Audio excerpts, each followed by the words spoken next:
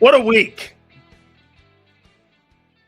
What a week it has been for the Eagles. What a week it's really been for the NFL.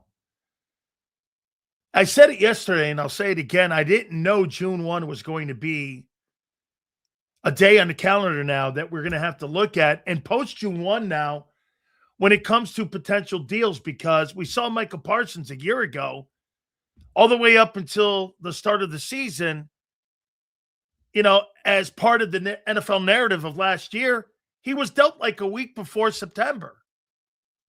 And so, this block now, from June 1 all the way until September, the first week of the NFL season, is now a thing. Because teams have a little bit more, maneuverability, be able to do things, because post June 1, you get to do some stuff. So I never thought I'd see anything like it. The trading deadline in season for the NFL, that's when it really started changing. You go, that used to never be a deal. The NFL in the past never traded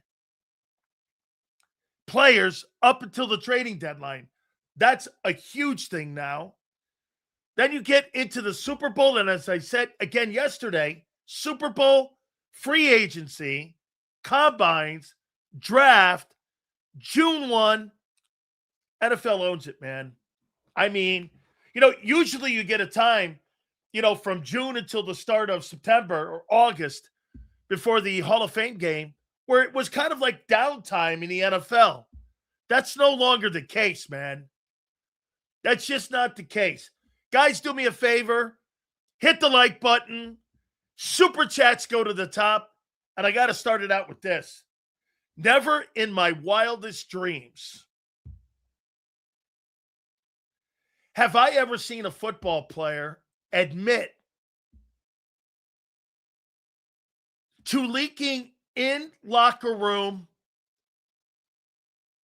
environment conversations to the media and admitted it.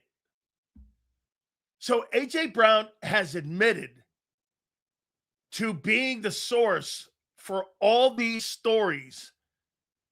The Tim McManus story and the Jeff McClain stories. All of these stories came at the feet of A.J. Brown. So A.J. Brown has admitted this, that he's the source for spreading these stories about the inner workings of the Eagles. Are Barkley and Hurts the key to success in 26? Absolutely. Absolutely. Okay? Dude, that's crazy talk. That's crazy stuff, man. Look, it's not the fact that he's gone now. AJ broke the absolute code of the locker room. And dude, it's not so much that now he's gone. And now he's gone. It's the stuff that he's left behind with the collateral damage. Flex told everyone about Diva Brown antics. Listen, dude, we've been calling him AJ Owens for 4 years. Flex, I've been telling you about this guy for 4 years. He's a great player. He's still a great player. Dude, you broke the bro code in the locker room. And what's going to make you think that he's not going to do that to the Patriot stuff? Look at the damage he's left behind that Jalen Hurts has to clean up after AJ. Dude, that's really shitty, man.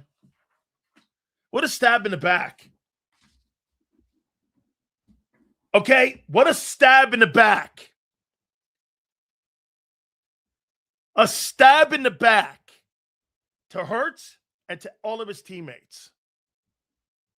Dude.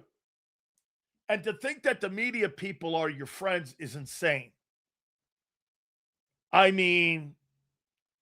It's really wild.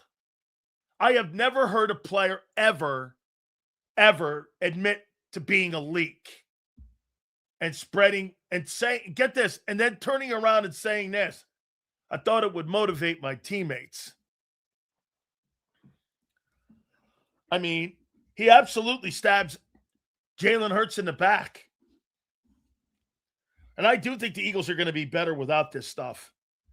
A.J. Brown inflicted all this stuff on the way out the door. And when shit started going south, he couldn't handle the fact that he was no longer the centerpiece of the offense.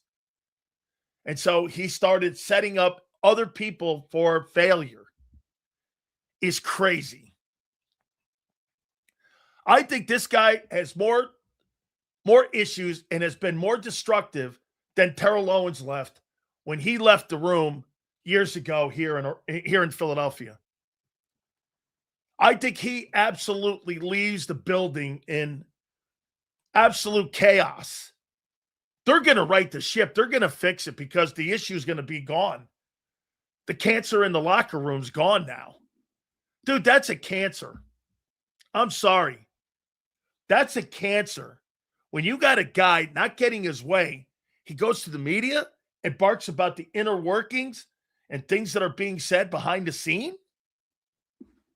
I can't believe this. I've never in my entire life heard anything like it. The biggest thing you have in life is your word. When you break the code, people can't trust you. It's over. He ruined his reputation within the locker rooms. He absolutely has. Okay? I mean, CJ, we've been saying it for years, bro. He's a joke.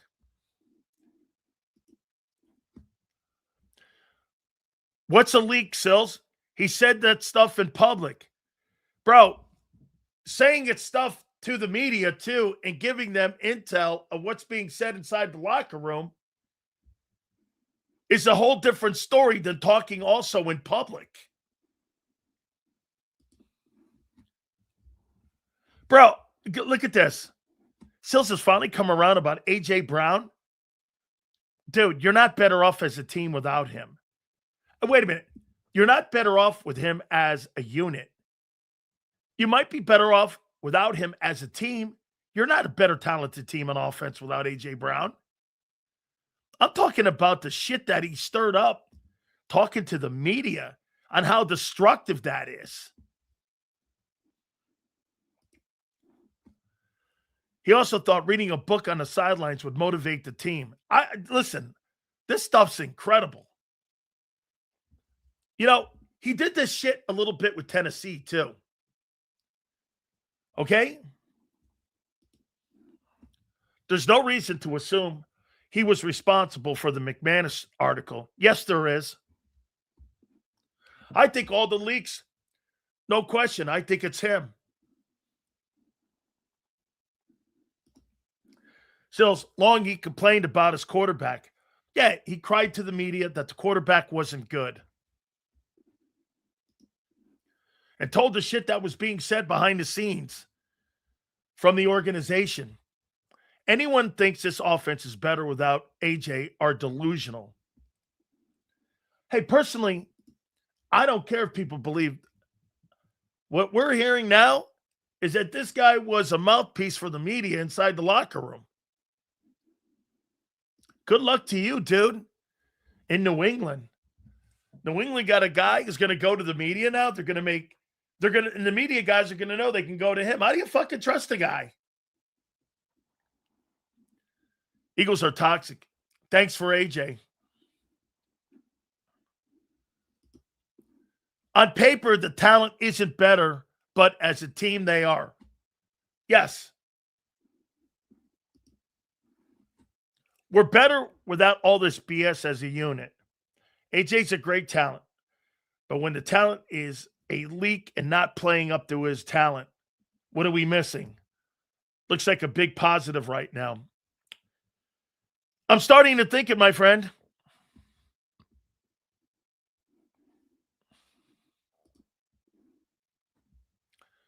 So AJ really did. Guys, I got to ask you this. Okay? Let me ask you something here.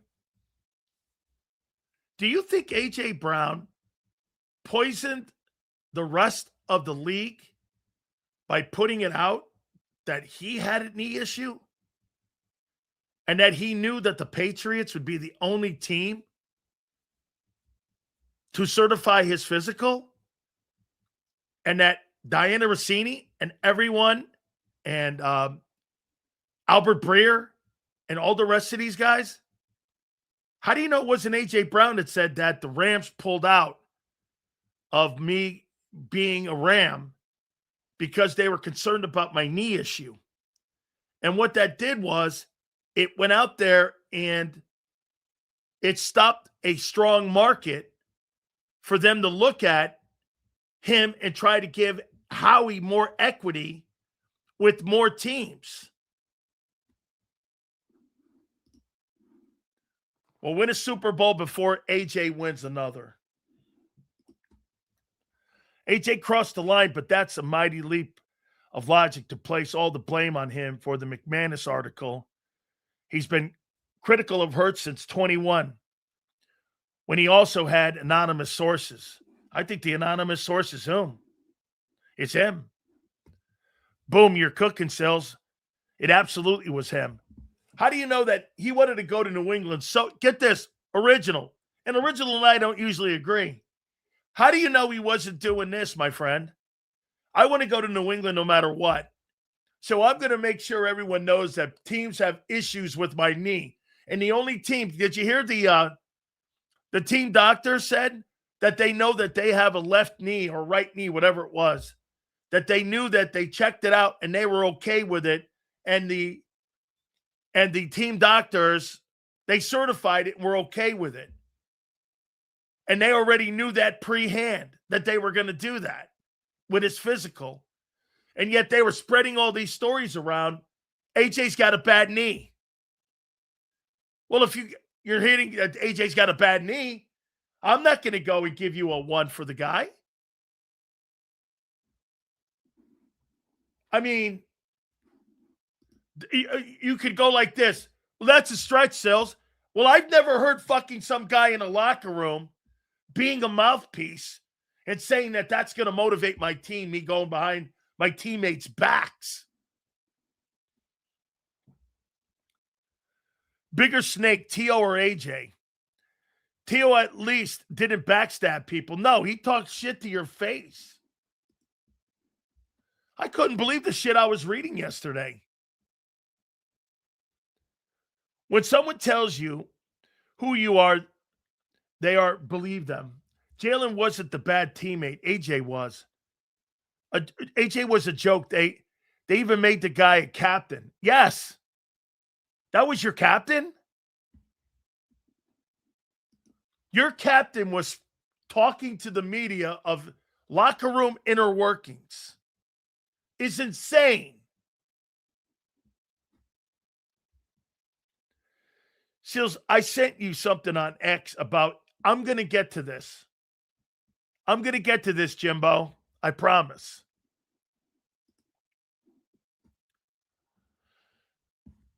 Seals, what about when you thought he was a good teammate? I wonder what the locker room thinks now. They're going to really rally around Hurts this year. I believe it. I do too.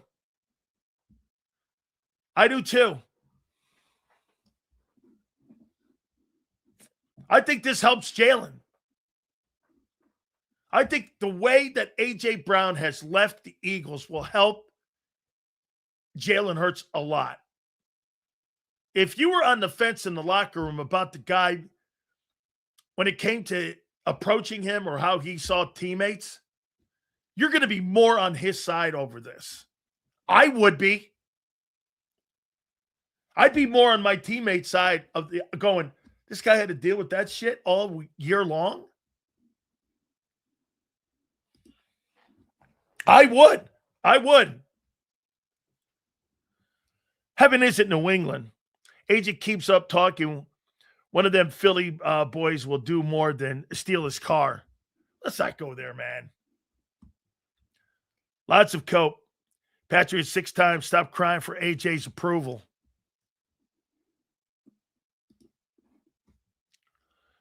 Jalen had a chance to build his team. Has had a chance to build his team back. I've been in Boston traffic. It sure isn't heavenly. AJ hates the Eagles and wanted to get to heaven. So wouldn't that be tampering, Sills? Or am I looking at it wrong?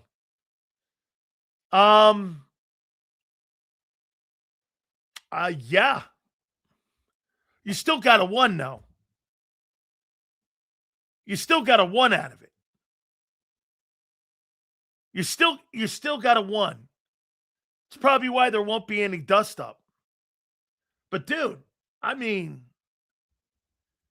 I was talking about this on my Tampa show. I've never seen anything fucking crazier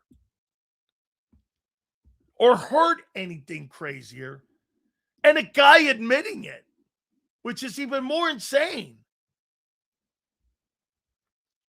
Bigger question is, many of us thought he had the lack of effort last year.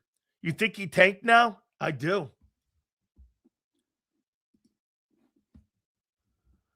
Now you scumbags are going to steal his car. We're not there. We're not there.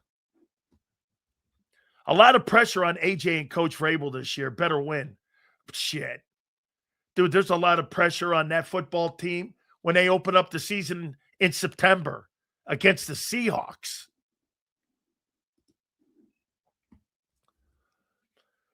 Which quarterback has more pressure to win now, Allen or Lamar? Yes. But if Lamar gets that $60+ million, it's got to be Lamar. It's got to be. So as we said collusion and got called idiots in here. Nobody has heard this story until yesterday, guy. About him being the source. Stafford also with pressure. Stafford's won one. But the addition of Myles Garrett and Trent McDuffie does put it.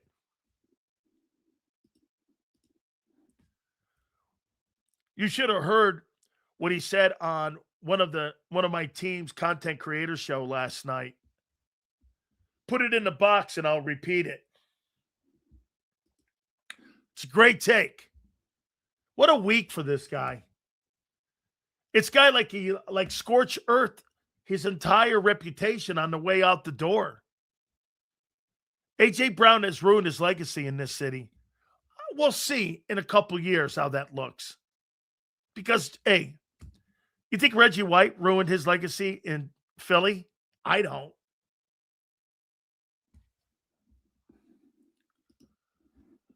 Sills, who has a better chance of winning a Super Bowl first, Caleb or Drake?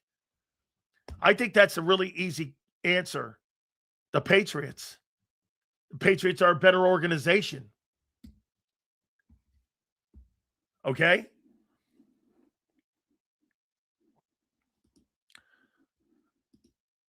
You're a Jalen show now. Never change. All I'm saying is that I think Hurts benefits from this. And this week. You think he cares about his legacy in Philly? Yes, I do. He won't step foot in Philly again. He will move to Seaport. Listen, every player worries about their legacy. It's why he's going to New England.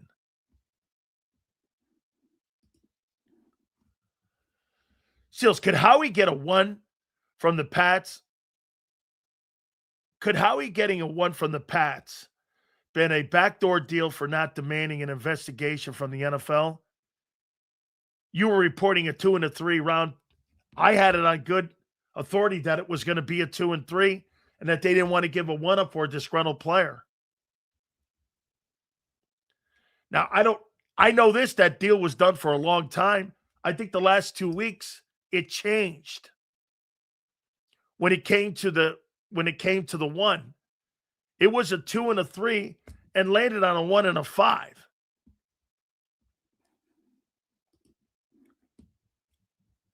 I don't know how they maneuvered that. It was always going to be New England, though. We told you, like I said, we were 1,000% sure on January 7th. We told you this. It's a 100%. It was a 1,000%. It's going to New England. So even if AJ was the leak, I thought Howie and the Eagles have to approve the articles. No, they don't. What? No, they don't approve those articles.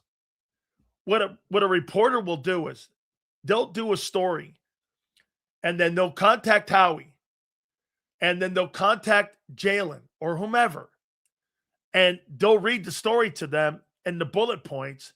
Would you like a follow-up on the story?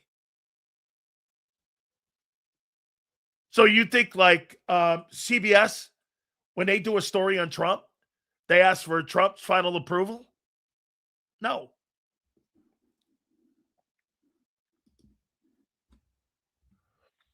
Do you think Howie hot the one by threatening to wait till the end of training camp to see if somebody else would give him a better deal if another team's wide receiver 1 went down?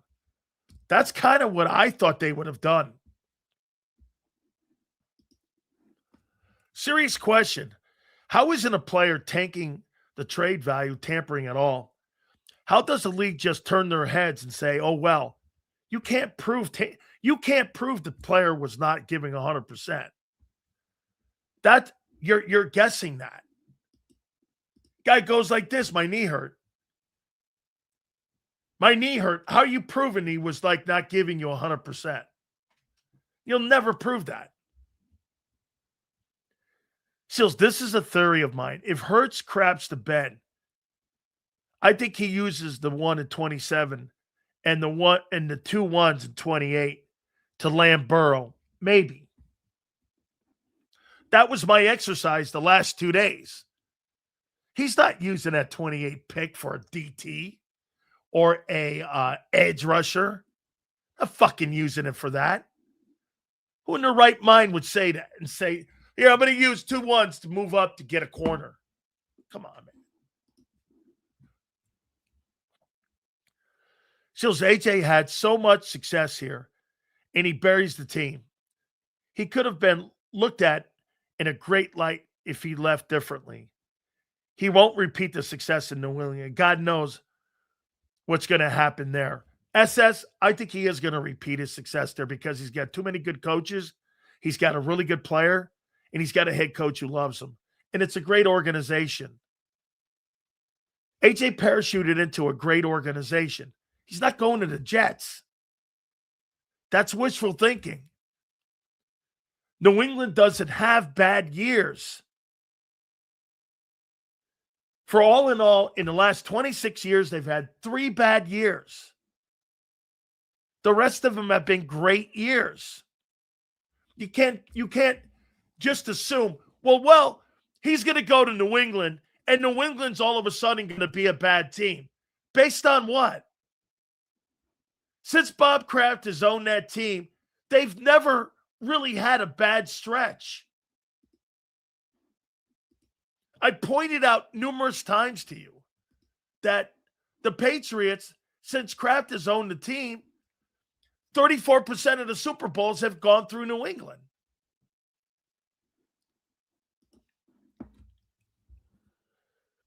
I might take my ass down to the pro shop Saturday and get me that number 1 jersey.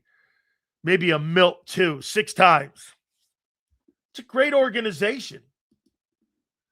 He parachuted into a good situation, hypothetically. It's not hypothetical.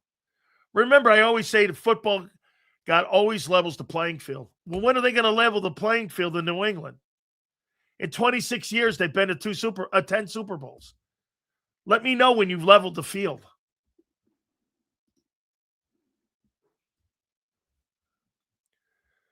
I think AJ was happier to lose the Super Bowl because it went through him than he actually win it. I don't disagree with that. And I say this to this. So what? I don't give a shit. I would do everything in my power to cheat my way as much as I could get away with to win a Super Bowl. This guy believes in pugilistic rules. I would pick a chair up and hit someone over the head to win a Super Bowl. Who fucking cares? Cheating bastard organization? Great. Sign me up to play there. I'm going to push the gamut as far as I can. This guy thinks playing by the rules and everyone being, well, let's play by the rules and everybody put their fist up and let's fight with the Queensberry rules. Bullshit. If I have to hit you in the nuts, I will. I'll do whatever it takes to get a win. Fantastic. I approve. See this? This is a soft mentality. I don't give a shit what you have to do to win.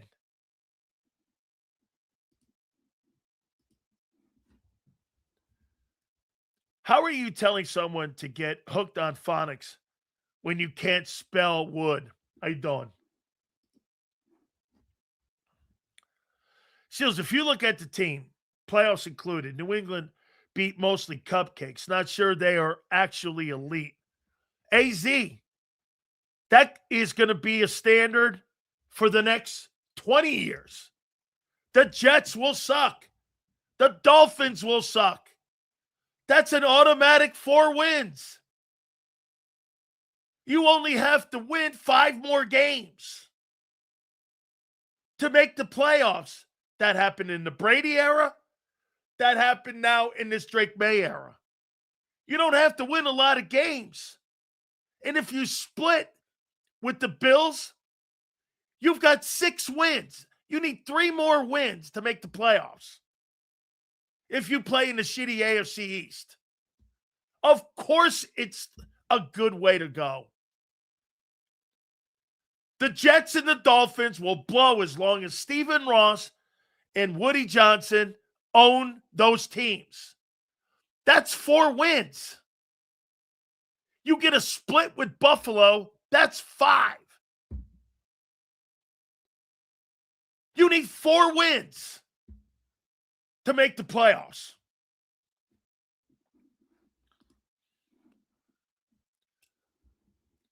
Lane is a cheating bastard. Who cares, Cope? That's right. Get this. Lane Johnson cheated. And I have no issues with it. Your famous Lane Johnson cheated taking steroids. Ooh, I don't care.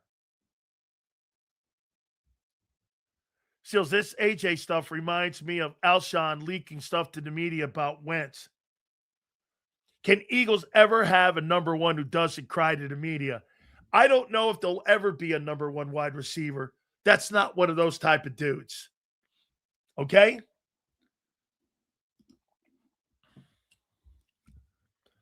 I love the cupcake schedule. People could say the same thing about us winning in 24. We played a Washington team that shouldn't have been there, and a Chiefs that was spent.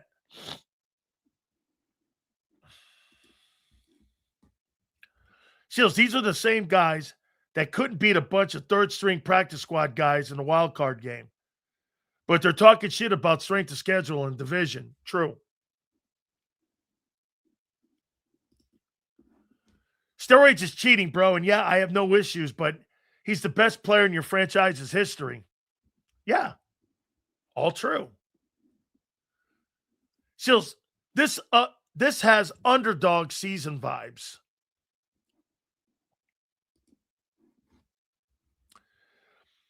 Let's see here. Man, I hope Devontae can be the number 1. Great guy on and off the field, no ego. That's somebody you go to war with. Completely true. He is a great teammate. Steroids are so misjudged. You still have to have the IQ and know the game. Yes. Yes. I wish Jack. I don't give a shit about that stuff. While you're at it, ask him about. I'm going to get to that.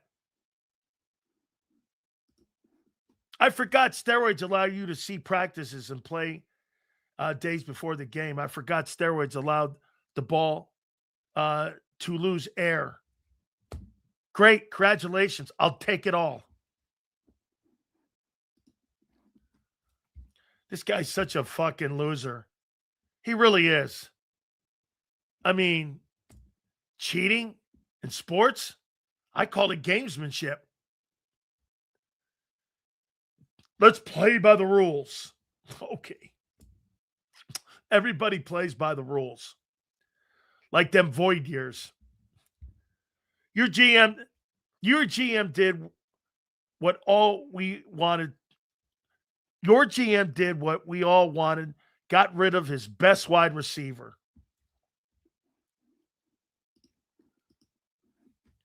Great teammate. More like dope. Devontae lost $50 million for being a company guy, not me.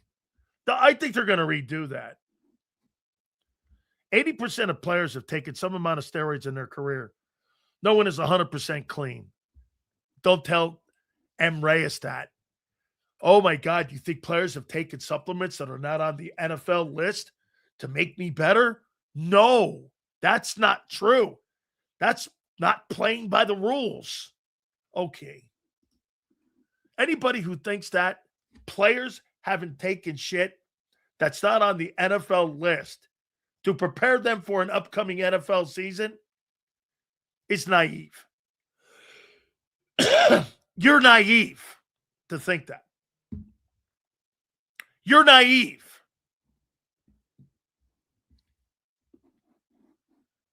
I mean, you're naive. 80% of the league ain't deflating footballs. Get this, folks. Deflating footballs. That's not true. I watched Phillip Rivers deflate a football and scrape it up on the ground. And then when he got the football back, he said, please take some more pounds out of the football. I watched it personally. That's not true. And Jimmy Johnson would take the home tapes of the live broadcast from local TV. He said it publicly, he did that. And see if they could pick up anything on the sidelines with signals to their defense. That was practice and normal standard. Ooh, no. Not everyone. So what?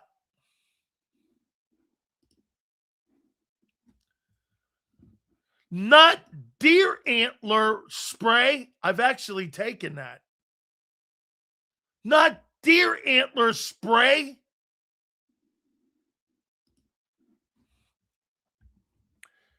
How much, Danny, they gonna pay Baker? I'm gonna get to Baker, I promise you, in a minute here. I promise. I'm gonna get to that topic. If AJ was indeed almost going to the Rams, why wouldn't he, knowing he would play for the Eagles? Listen, I'm just throwing that out there. He wants to play in New England. I don't think he wanted to play in Los Angeles.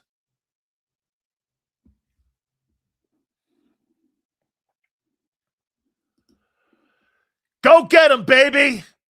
Any means necessary. Not me. I'm going to play by the rules.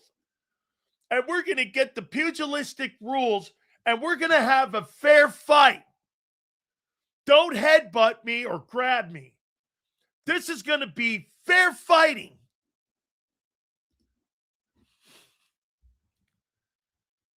Howard Mudd said, or Jimmy Johnson said, Howard Mudd started spying on teams.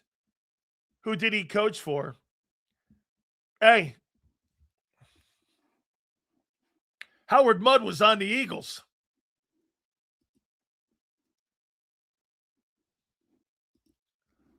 Sills, it goes to show you how Reyes and these Jalenites don't know football. Manny, Brady, Breeze all voted for the PSI of the football to be decreased in CBA. would know shit. How would he know? Okay? Sills can't do it on his own. He needs help. I'm the only guy in pro football's history that fucking did juice, according to this guy, or took PEDs. That's his mentality. That's his mentality.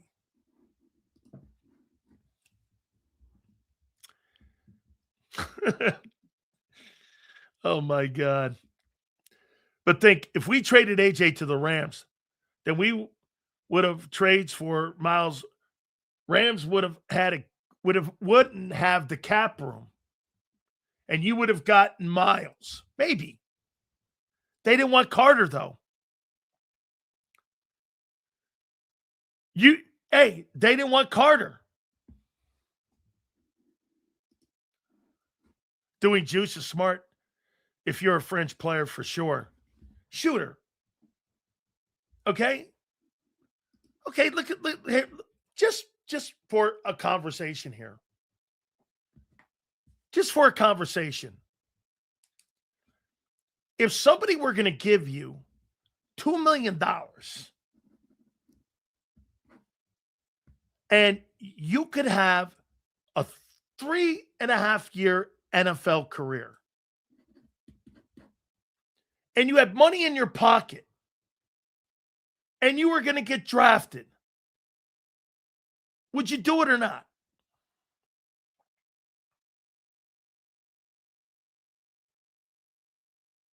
Would you take the $2 million? Yes or no?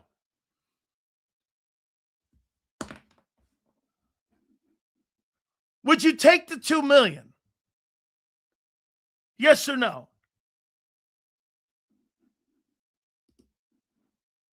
Would you take it? Steroids don't give you CTE, dickbag.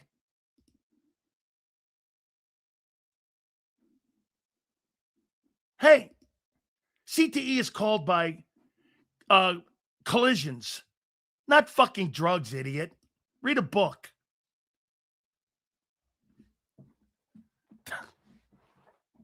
Not me.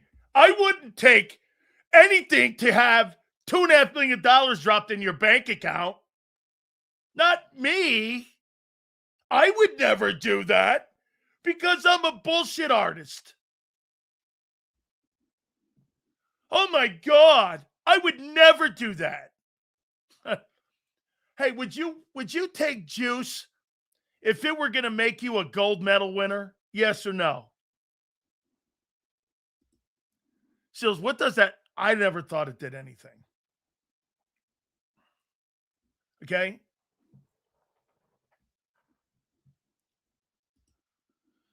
Sacrifice yourself for what you love is worth it. The kind of life the NFL could reward. Hey, by the way, always know this. Hey, Forrest, you know what people like this do right here? They think that kissing cheerleaders and cashing paychecks to get to the NFL is not about physical sacrifice, mental sacrifice, and playing the game. How about cortisone shots that players take to get on the field? That's a steroid. That puts you on the field. And by the way, for the record, when I played, PEDs were not illegal. They were not illegal. And the league had no rules on them. None. Not me. I would never do that. Oh my God. You mean players actually took performance-enhancing drugs? Get this. You're okay with Vicodins and Percocets and things that players get addicted to. But a guy takes something to get... By the way, you don't take steroids to look good in front of the mirror if you play in the NFL. You're taking them for atrophy. Because during the year, you get hurt, your wrist, your elbow, your knee, and you're trying to keep your size. You're not trying to look good in front of a mirror. But then again, 99.9% of the people that I'm talking to right now wouldn't know about sacrifice to play in that league. You have no idea. I walk with a limp. I could barely walk. And I didn't play 10 years.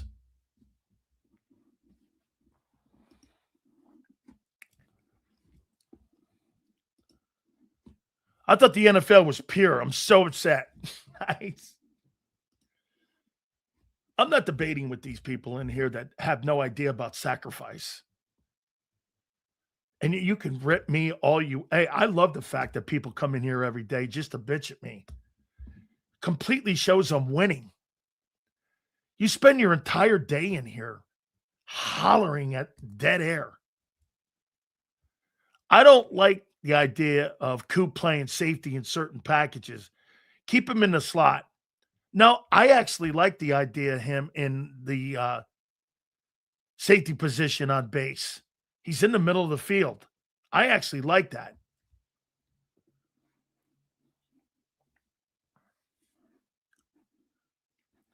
Again, in between some of these idiots. WNBA should allow steroids or thongs. How you doing? Save their business. It's actually getting better, WNBA. Cooper's playing safety and base formation, which they rarely play. Right. It's not a lot. Most of the time you're in nickel. Troy Aikman used to keep smelling salts in his wristbands to keep from coming out when he got his bell rung. Correct. It's a true story. Yeah, they're in base like 9% of the time, 8.7% of the time. Exactly. You can't say Sills isn't winning and clown on this. You can't say Sills isn't winning and clown on his NFL career when you watch his show all day during work for hours. Shooter, you're the man. Yeah, they're the ones in here, not me. And I appreciate it. Appreciate it. I see nothing wrong with taking steroids. People can't be that naive or ignorant to think guys that get that big without help. You see Jason Kelce on what his body weight is? Guy lost 100 pounds. Well, how do you think he lost 100 pounds?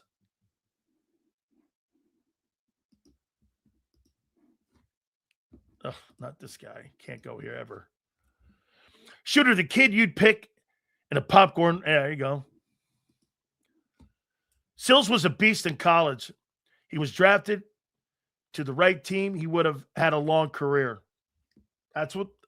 And by the way, Rich McKay even came in here. The president of the Atlanta Falcons said, I sometimes you go to the wrong place, dude, but people in here don't get that. Oh, and by the way, I'll say this to you too. I thought it was really cool of Caneswear. It's like one of the big Caneswear. If you go to my X account, they put out a pretty cool video. We're like 93 days out from the start of college football. They really put a nice video up of me. You got to see it. It's pretty cool. They put this video up of me, and it was like, I guess they're counting down like 100 days until the start of the season. And they really put a pretty cool video up of me there. I love those guys too. They've already invited me down to Miami, Caneswear. You go there and you sign autographs and you sign jerseys. And I think if we go down there this year, they've got a signing thing for me down there already scheduled.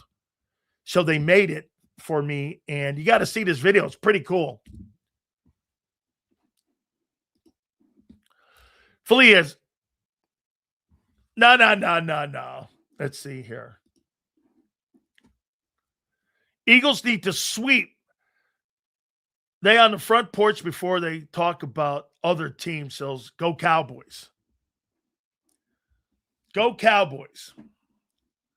Listen, I'm going to go back here again, and I'll say this to you about AJ stabbing his teammates in the back. That's just terrible. And his ending in Philadelphia has been brutal. Okay? It really has.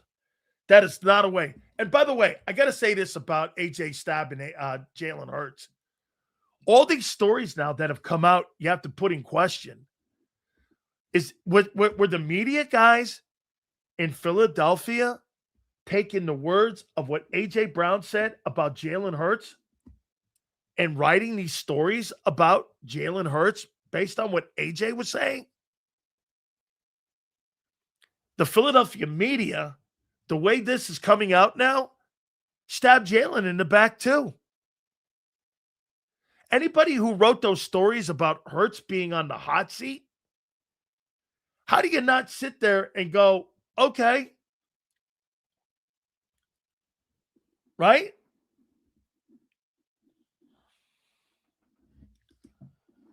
I think he's more mad at Nick and Jalen agreeing with Nick. Now, let's get to another topic here. I want to go to Nick Sirianni.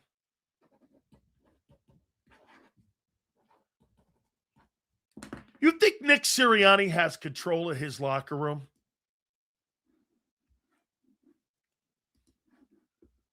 What do you think, guys? You think Nick Sirianni has control of his locker room?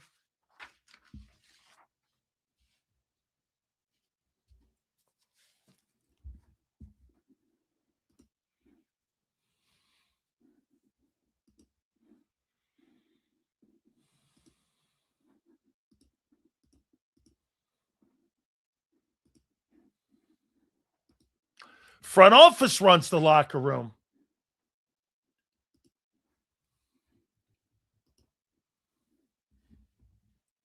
Do you think Nick Sirianni has control of his locker room? Do you think hands will be thrown during joint practices this year with New England? He stabbed his team in the back. I could see Q and AJ go at it. I don't think Q and AJ, they're brothers. They're not going to do that. They're not going to do that, but I appreciate you, Leon. Thank you, brother. I'll ask it again. Do you think Nick Sirianni has control of his locker room? Yes or no?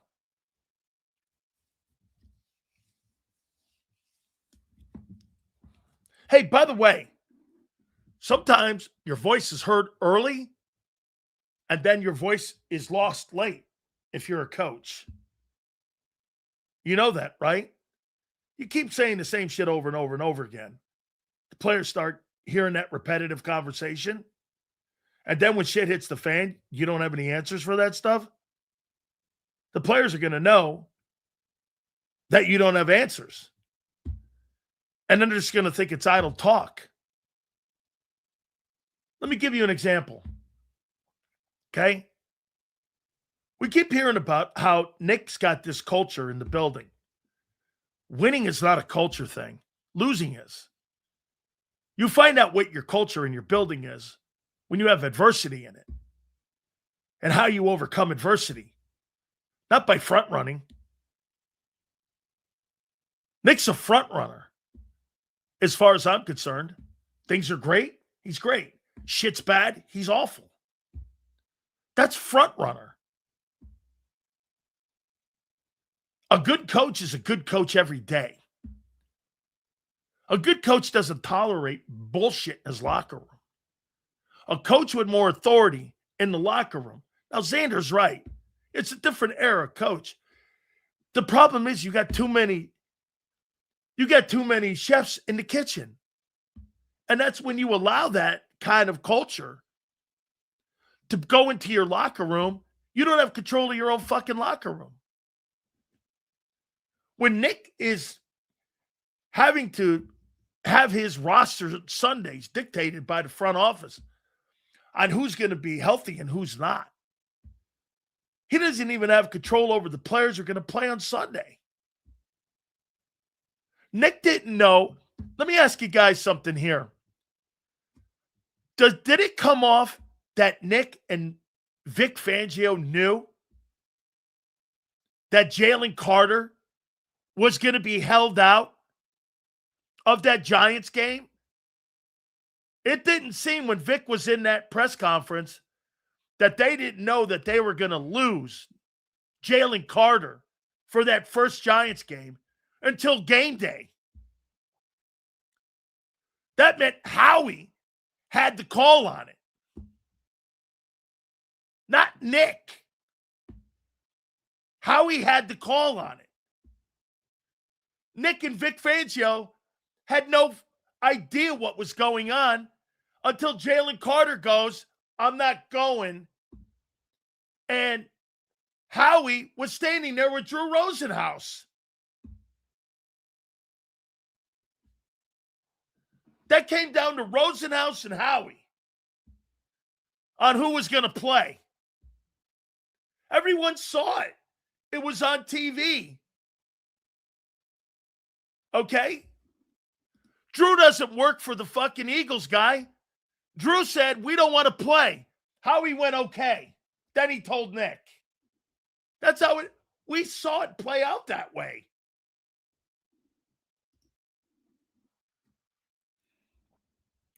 I think Nick tries to empower players to control the locker room.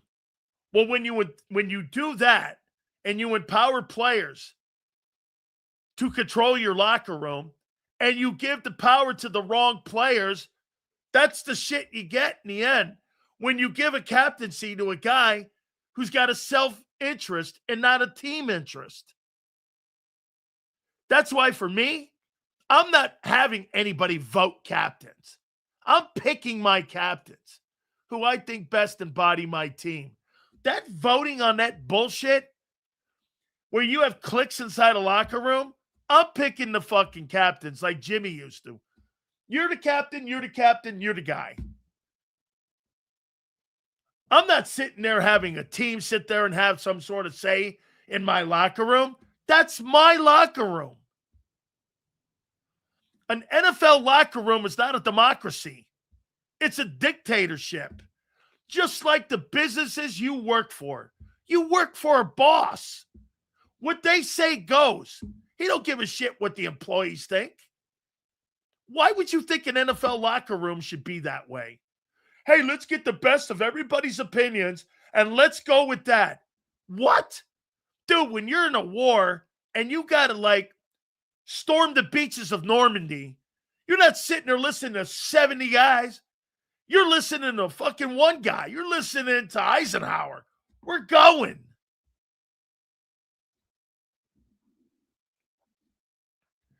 You call the shots, dude. You're the guy in the building. You're the dude with the say. Hey, listen, I get it. And Zander's not wrong. NFL today has a different mentality because ownership wants to have more say in who plays. I'll tell you one thing is for sure. In that building in Los Angeles, Sean McVay and Les Snead and Kevin Demoff, they run that bitch. Stan Kroenke stands back. And you know why Stan Kroenke's the best owner in sports?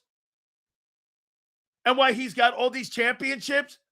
Because he empowers his people to make the call. And he gets out of the way. That's why that guy is who he is. Let me ask you this. Do you think it's possible to have a great organization and to have a great general manager that picks great players and has a less than powerful coach with less say? Do you think that's Here, how about this? Who do you think has more say in that building? Howie or Nick?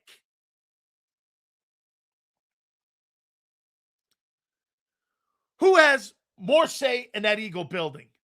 Howie or Nick?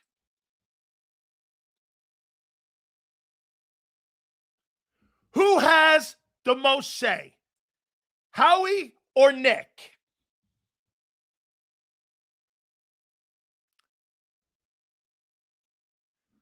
Again, who do you believe? the owner believes more in? Howie or Nick? Howie, of course. Who do you believe the owner in Kansas City believes in? Brett Veach or Andy Reid? Who do you believe Jed York has more belief in? Kyle Shanahan or John Lynch? Who do you believe the New York Giants have more belief in right now? John Harbaugh or Joe Schoen? Who do you believe in Los Angeles the owner and the Spanoses have more belief in? The GM or Jim Harbaugh? I want to know who you would pick for captains. I like that comment. Thank you. Who would I pick for team captains on the Eagles if I was the head football coach? I think that's a great exercise, dog. Here would be my captains on the Philadelphia Eagles. It'd be Hurts. It'd be Barkley. It'd be Devontae.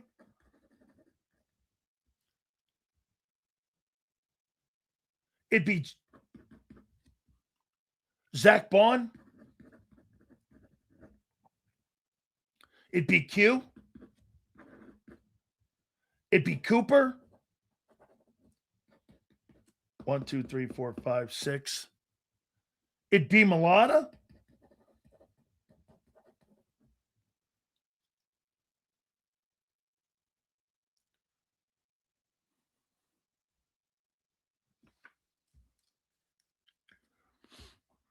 And it'd be Jordan Davis.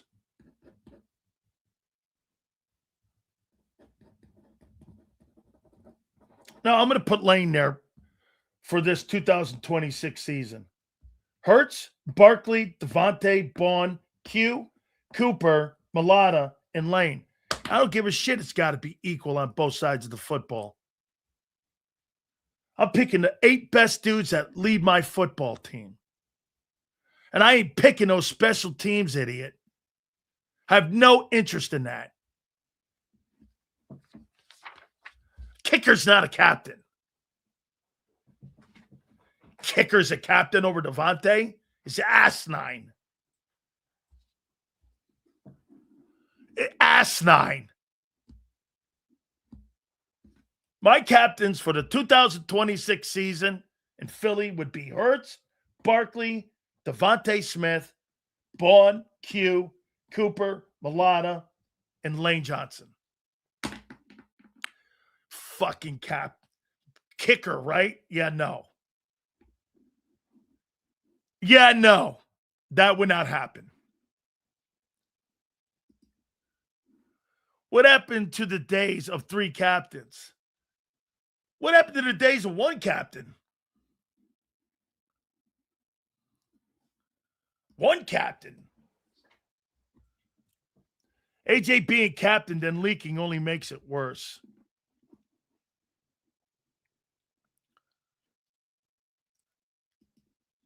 Let's see here. Sills, did you make a move for Brian Thomas Jr.? Well, what do I have to give up? A 1? A 2? No, thank you. Sills, you play in the NFL when a player agrees to a deal like AJ, are the clauses that say he must commit to the tenure of the deal? If he doesn't comply, he forfeits all monies paid. That's called conduct detrimental to the team. And those clauses are still in the contracts today, but they're rarely enforced because an arbitrator doesn't usually rule on that side when you have that clause in the contract. Okay?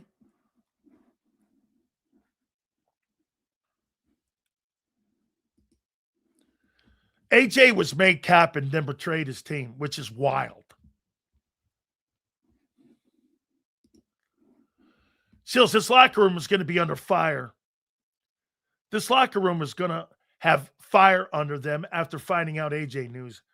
More than 8 wins now. No. Dude, they may be more motivated. I don't believe in their offense. Sills, what was you welcome to the NFL moment? Getting knocked on my ass by Walter Payton.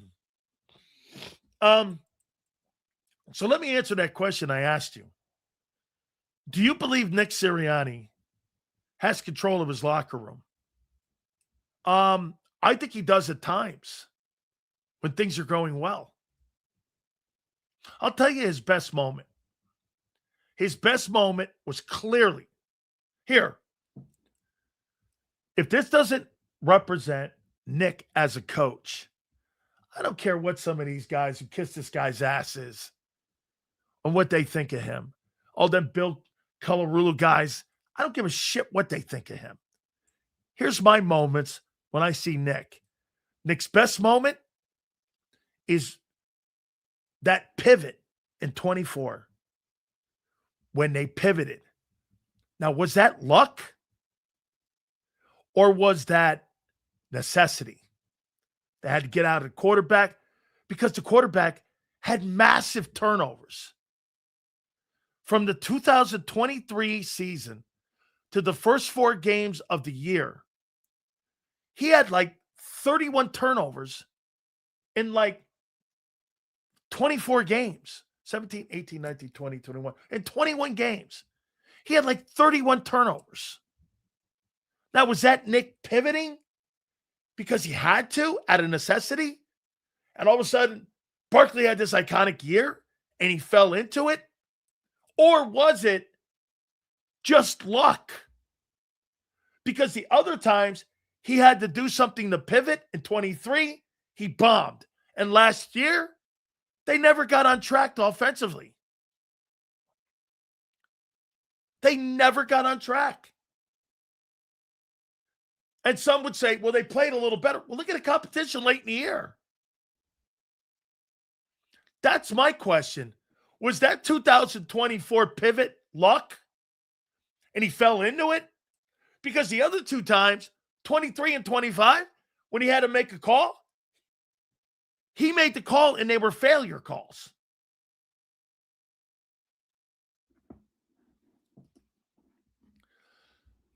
Sills, the 24 pivot was insisted on by the O-line and probably Stoutland. Seth said, had a good take on AJ. He said that he didn't respect Sirianni. He didn't respect Sirianni because Sirianni didn't want the game to go through him anymore. He never would have read a book of cryptic messages under Buddy. No way. No way would he have done that. You glaze over Tomlin, but he had multiple situations with wide receivers and was a perpetual 500 coach. That's such a lie. I'm going to show you this. He had multiple situations with Antonio Brown. That's what he's saying. He had multiple situations with Antonio Brown. Let's take a look at those situations with Antonio Brown as a Steeler. So as a Steeler, Antonio Brown had 1,100 yards, then 1,499, led the league with 1,700 yards and 129 catches, then 1,834 and 136 catches, then 1,500 yards and 101, had 1, 2, 3, 4, 5, 6, 7 years in a row of over 105 receptions. And he had issues with Antonio Brown. What might have those issues have been? That he was able to get a lunatic to play?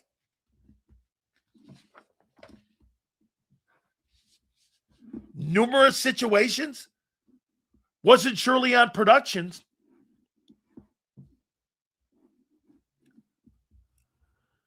Antonio Brown had a Hall of Fame career in Pittsburgh. The hell are you talking about, guy? Antonio Brown, in his years in Pittsburgh, according to him, His years in Pittsburgh, Antonio Brown in 9 years had 11,207 yards and 74 receptions, 74 TDs, and 837 receptions in 9 years. According to him, that's a problem. This guy averaged 1,100 yards a year and 7 TDs and had 83 catches a year over 9 years in Pittsburgh. And that was a problem. Okay. What problem are you talking about, guy? Antonio Brown was a better receiver than the guy who just went in the Hall of Fame, Larry Fitzgerald. Like, what?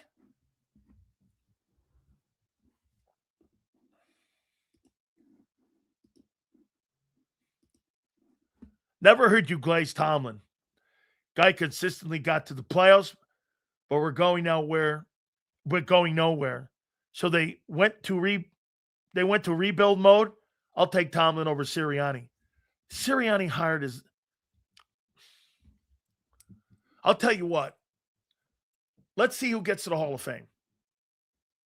Okay? Let's see who will have a Hall of Fame career. Let's see who gets to the Hall of Fame. If Nick gets to the Hall of Fame or if Tomlin gets to the Hall of Fame. Is that fair? Okay? AJ didn't produce here. I didn't say that.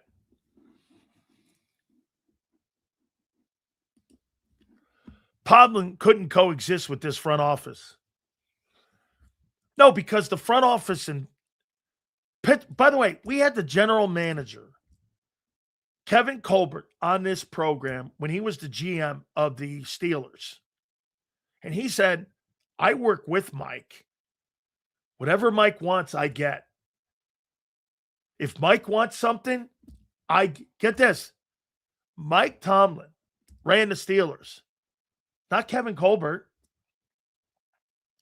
Kevin Colbert on this program, the then general manager of the Pittsburgh Steelers, told you, I get whatever Mike wants. Okay? Mike wants a player, I go get him. Mike wants a coach, I go get him. If Mike wants a free agent, I go get him. That's not the case here.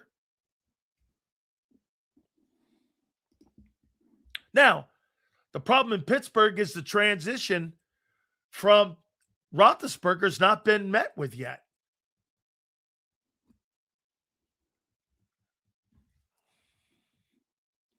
But it's not been dealt with well.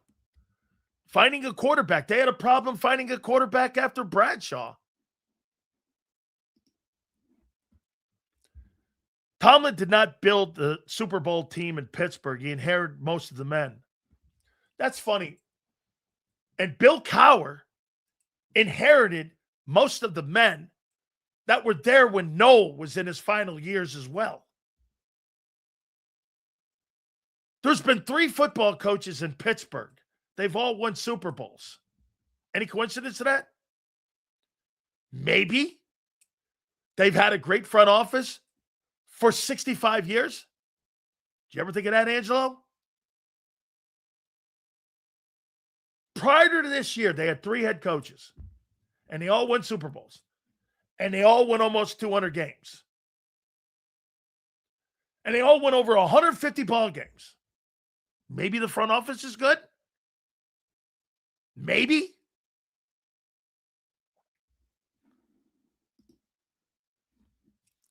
Right now, if you knew this is Jalen's last year, do you think there's a quarterback that could come in and pick up where last 4 years have been? No, I think you got to get a veteran quarterback. I don't think there's anybody coming up in this draft. Do you think Howie respects Sirianni? Or just, listen, I don't think it has anything to do with respect. Can you work with somebody? Bill Belichick and Tom Brady. It does have something to do with respect. More so than that. Yeah, I do. I think they respect each other.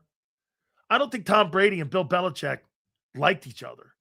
I think they respected the hell out of one another. So, yes, Mr. Hill, to your point, respect is important. That's how you win. You got to respect each other.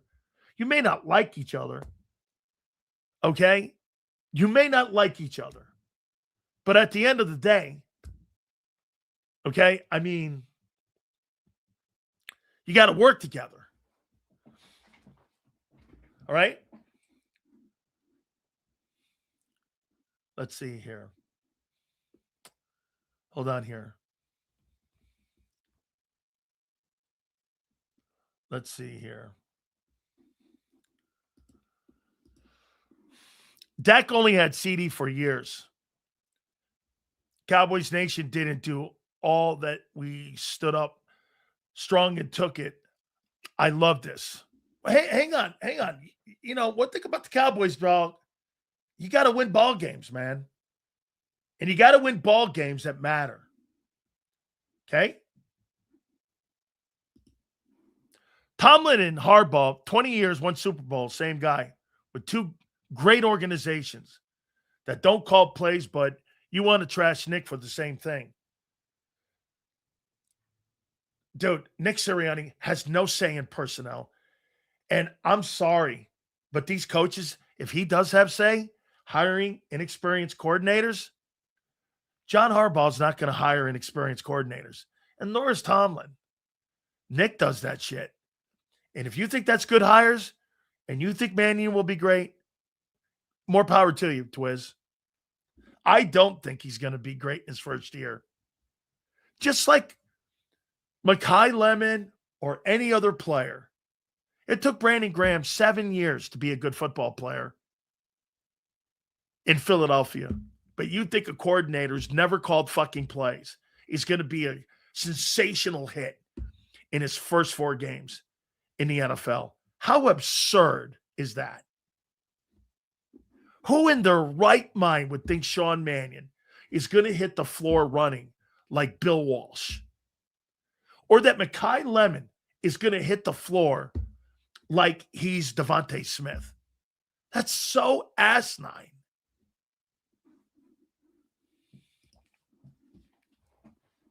Hey, and I think Mekhi's going to be a good player. And I knew somebody would bring this up. Those are outliers. Really? Well, if that was the case, what happened to Makuba last year? Silsey was pretty decent, then he got hurt. Oh, who else played from that rookie class last year? Oh, yeah, Jihad did. Then he got, once the Kobe came back, to put him on the bench. Who else played?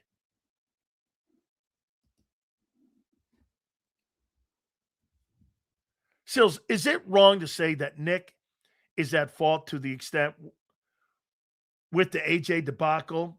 If you're the CEO coach, you should have had control of your locker room. Yeah. I thought you had the pulse of your team. I thought that was the pulse of your team.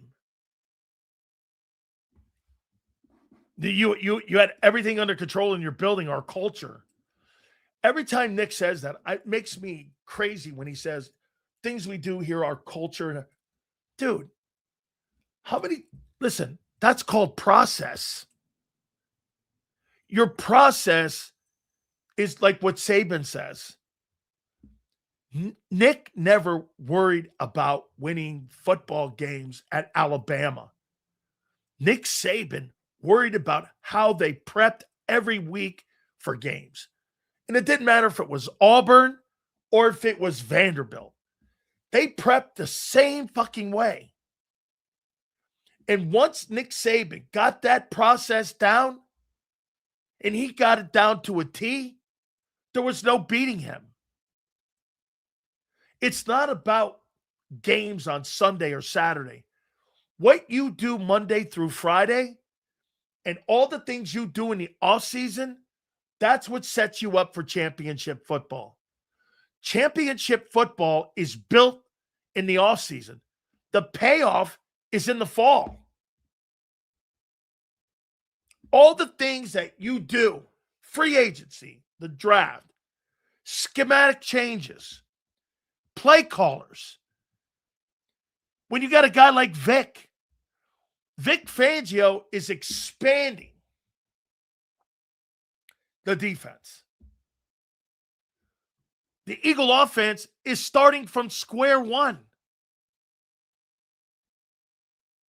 They've taken a step back just in building blocks. Vic is expanding. Kyle, do me a favor. What was the ranking of the Eagles' pass rush in 2026? I want to make a point about the upcoming defense coming up this year in 2026. So let me look at one thing here. Somebody tell me where they ranked in pass rushing a year ago and what they were in pass rush. And let me go down here. Let's see here. Okay. We get that there. And there's one more that I wanted to take a look at here. Let's see.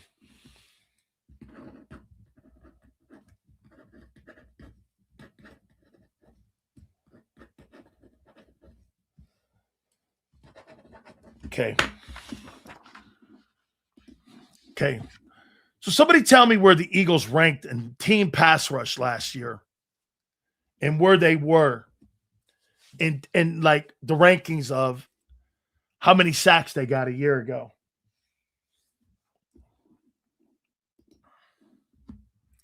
Remember AJ wanting the ball in 24.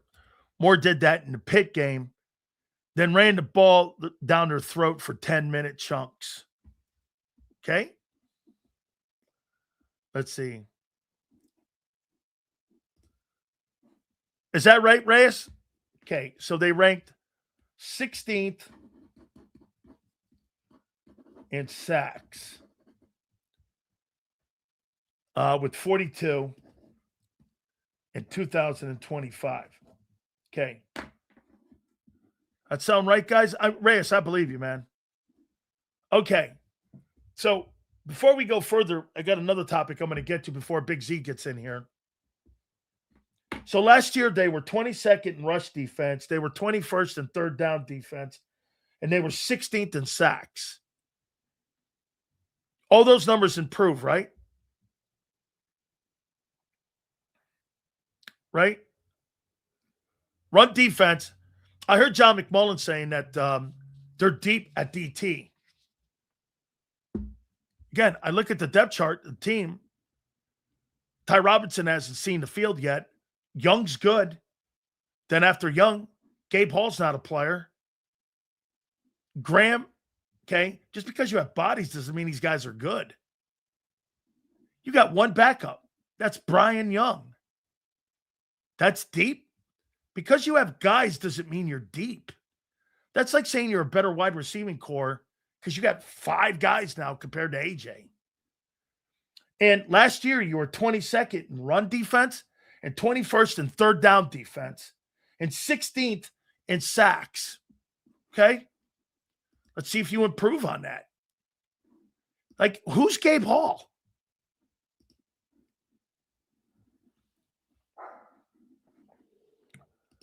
I mean, this guy can't see the field. Now, I'm not giving up on that dude. But wait, here's another example. That guy might be a football player. I told you last year, after the things he was saying in training camp, he got a long way to go. Matt Rule and them dudes at Nebraska did not coach him well. He can't get off of blocks. He stays blocked.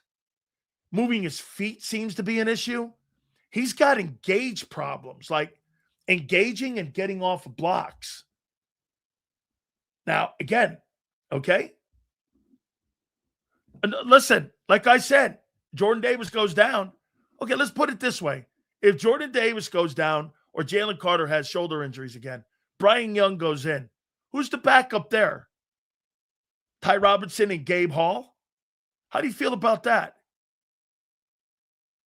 when Jordan Davis doesn't play first and second, when he doesn't play third down. He played 80-some snaps last year on third down. That's the issue you got with your D tackle. Your three-down, Jordan Davis doesn't play third down. Now, are they going to increase that this year? I would assume with the money they gave him. BG's not even on the team right now. I'm assuming they're going to bring him back. I mean, okay. So last year, Jalen Carter had shoulder injuries and Young had to play. Who's the backups here? Ty Robinson can't get on the field. Graham, who's that? And Gabe Hall's not that good. I'm looking at the depth chart. Where is this depth? And you're going into a season hoping that Jalen Carter's shoulders are okay, right? All right. Okay. Some look at that and go, that's depth? I completely disagree. I don't see that. I've even talked to Clint Hurtt about it.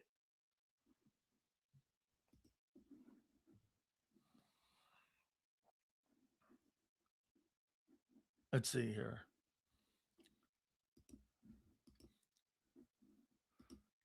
Cowboy fans can't be there. The Cowboys have to win next fall. By the way, you know when the Cowboys have to start winning?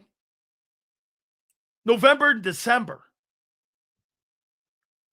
You know what I would like? Hey, Kyle, the last 2 years, I would really like to know what the Cowboy record is in November and December. I'd really like to take a look at their record and what they are the last 2 years. Hey, I know I heard that, and I completely disagree. Like I said, if Carter's shoulders act up, Brian Young's your guy. Who comes in as the third D tackle? Who? Gabe Hall? Ty Robinson? Who's the guy that comes in? I'm looking at the depth chart.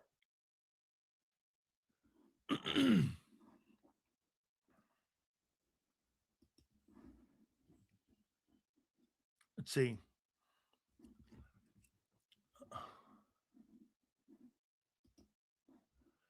Who has depth like that? Name one. Dog. I didn't say teams across the board are deep there. John did.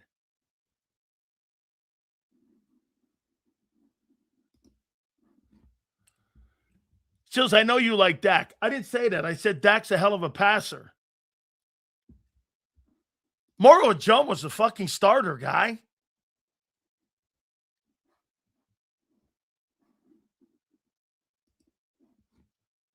Let's see here.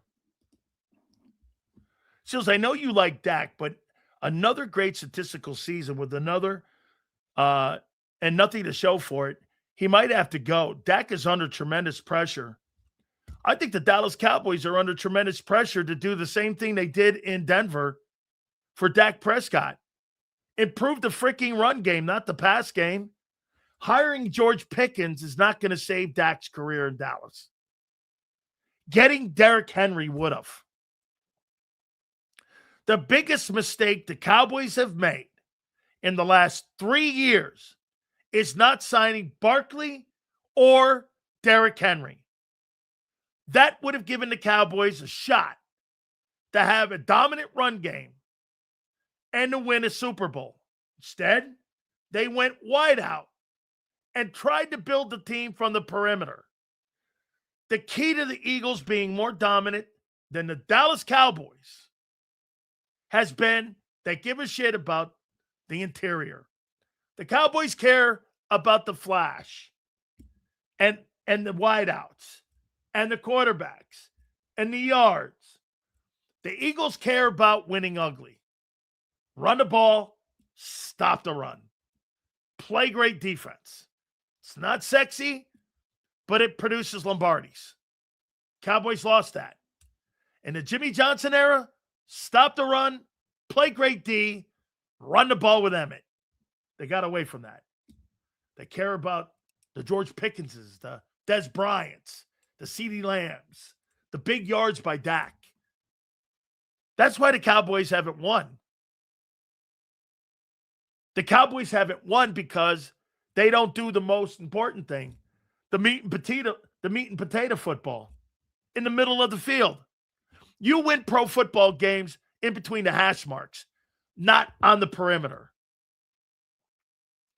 That's not how you win football games. Whatever you do inside the hash and those hash marks, that determines the success of your football team, not the perimeter. Perimeter is for fantasy football nerds. All them things out there, Dallas needs to focus inside the hashes. DFW, when you guys focused inside the hashes, Jimmy Johnson believed that winning games inside the hash marks, defensive tackle play, and offensive line play, and a great running game. Jerry believes in high-priced corners and wide receivers. The heart of the Cowboys is not strong. Now, they got Quentin Williams, and that's changed. You know the only reason I like the Cowboys this year? Not because of Dak Prescott. It's because of Williams. I'm the biggest Cowboy fan in here, but the other Cowboy fans need to be quiet till we go to the NFC Championship game. We have nothing to brag about right now. Your franchise is one of the greatest franchises in the world. And you know that. The problem with that, and DFW, you're dead right. The problem with the Cowboys is that, just like with my Canes fans, they look at the shit we did 35 years ago. Swagger, all the winning, all the shit the Miami Hurricanes did, all that. And I got asked again, Sills, do you think the Miami Hurricanes are back? Every time you ask me that question, I throw up. What are you going to do? You're going to give Miami credit for going to take the board exam and to take the bar exam and not pass it? I'm not a lawyer. You got to win. You got to pass the bar. When you win a national championship, that's when you're back. Not when you go to the game. Give me a break, dude. You're not back from nothing. I hate that conversation. That makes me know we're not there. So you think we're going to be that? What a fucking game that matters. The biggest game the Hurricanes have won in 25 years was beating Ohio State in the playoffs. But to me, that's a moral victory.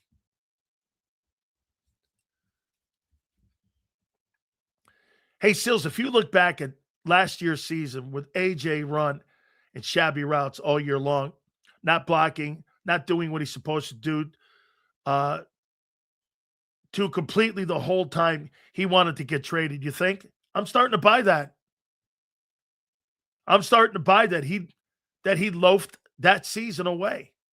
He gave you 90% effort.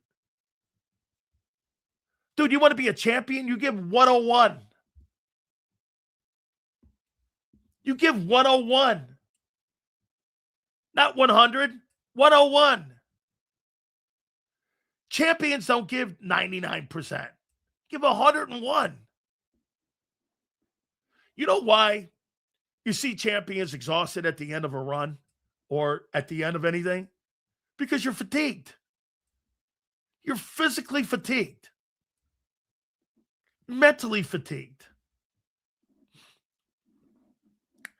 Dude, if being a champion was that easy, everyone would be. That's why more people sit in the stands than are on the field.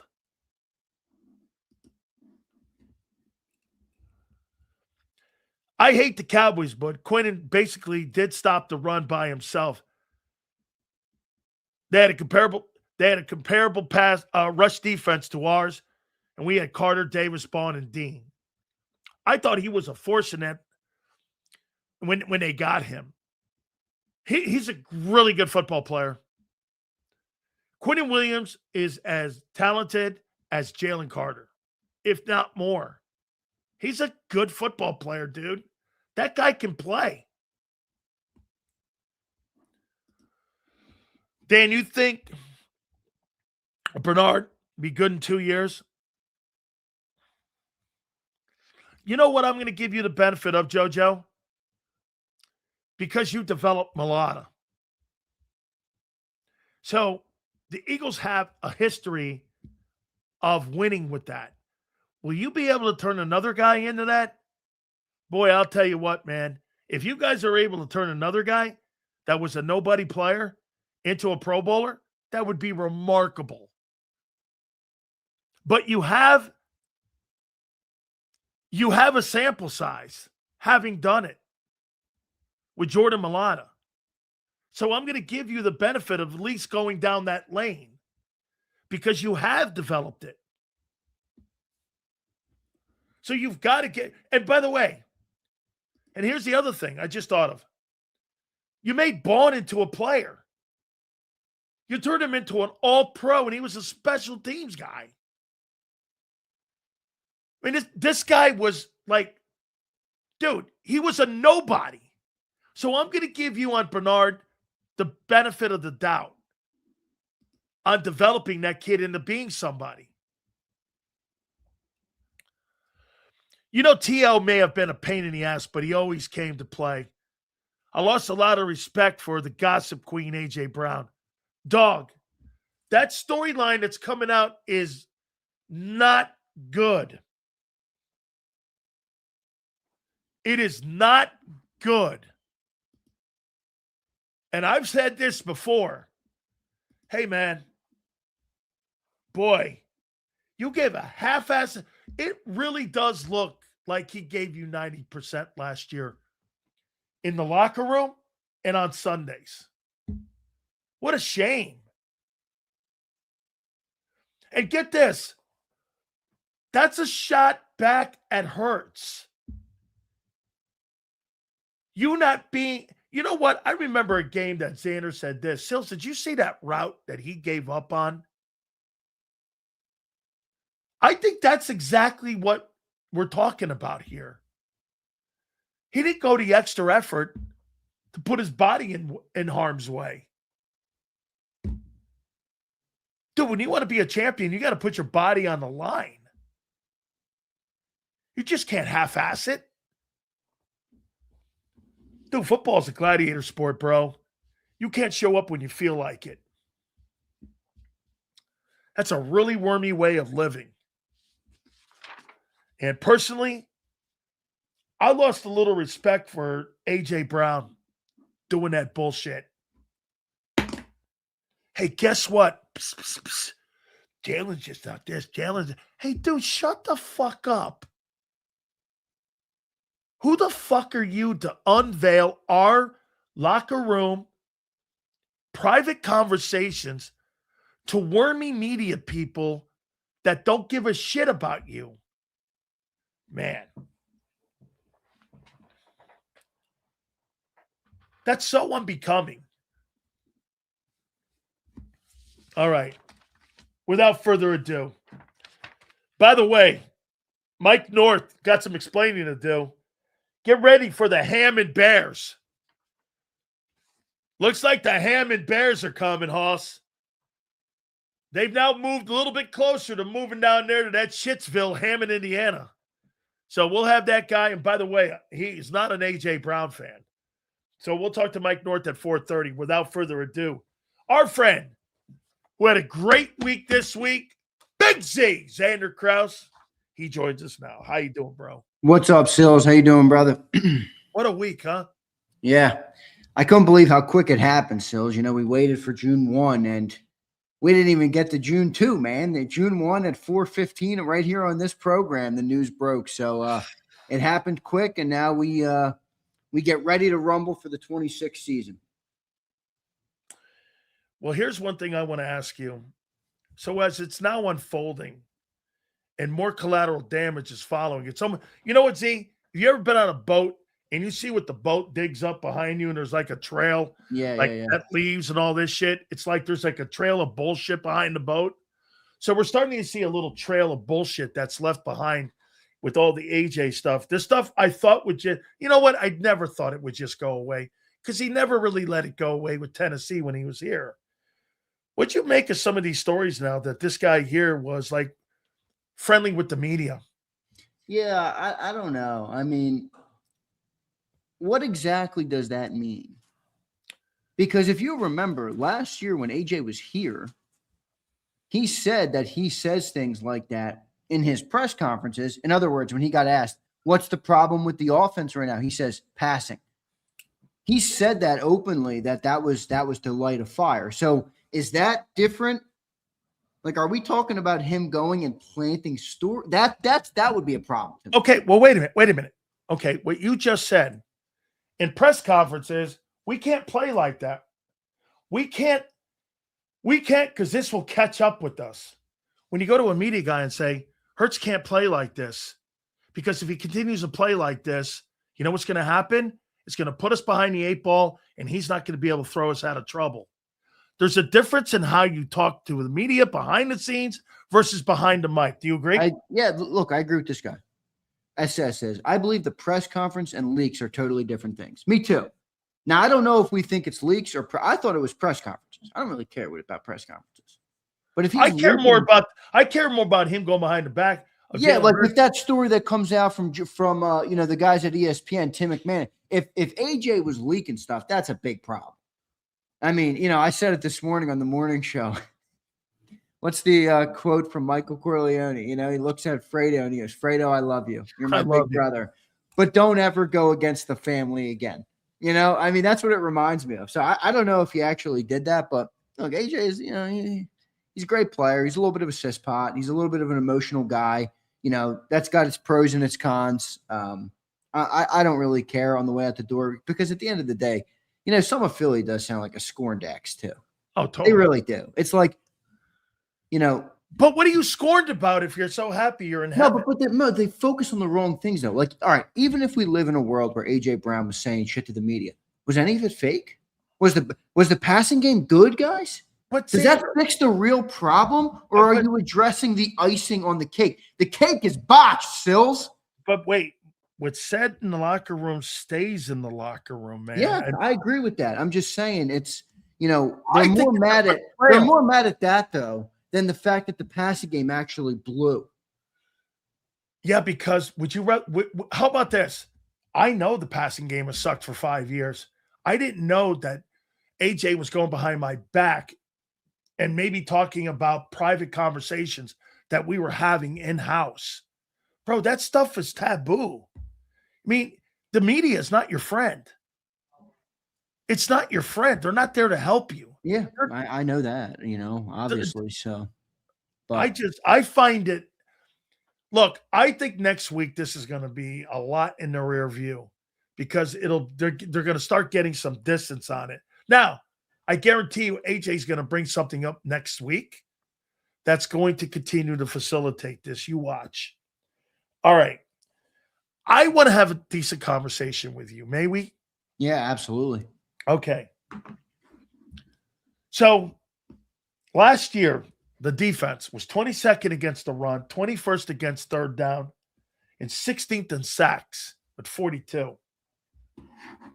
You believe those are all going to be improved, right?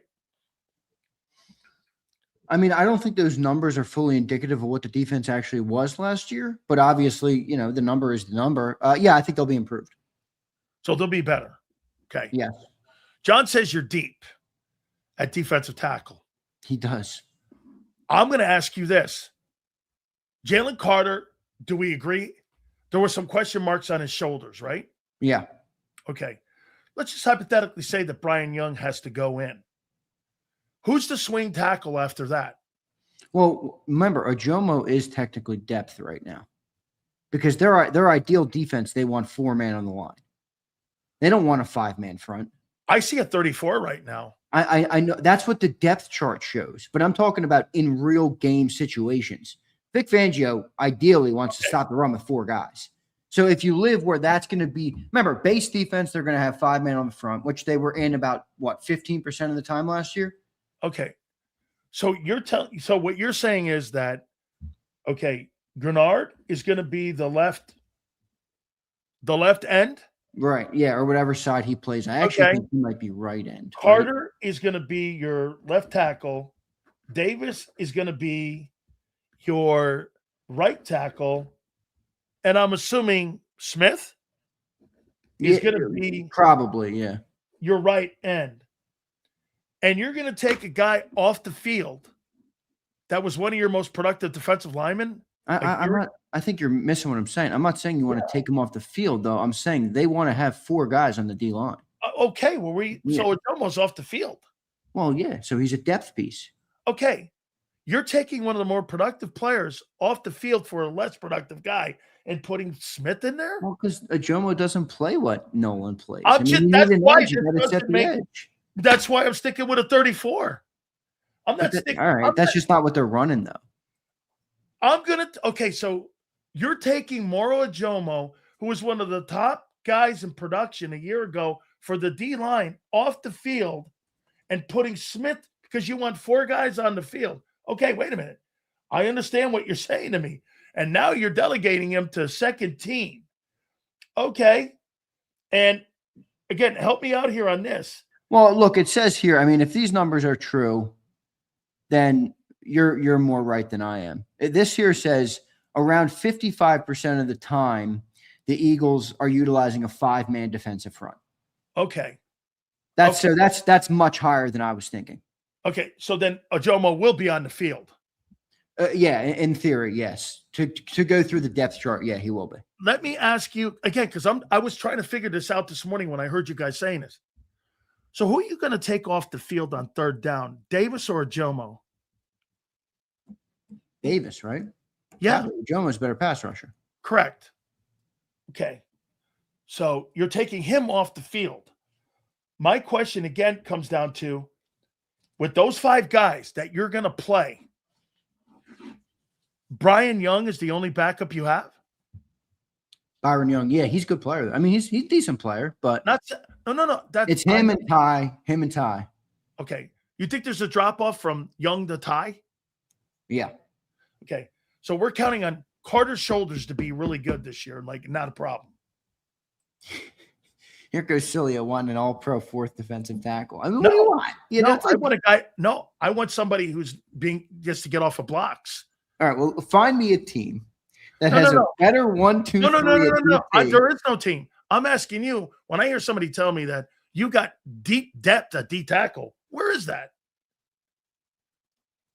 Where's a team that I'm talking about the Eagles because I heard somebody say. Well, you have to compare them to other teams. That's the barometer. Yes. Okay.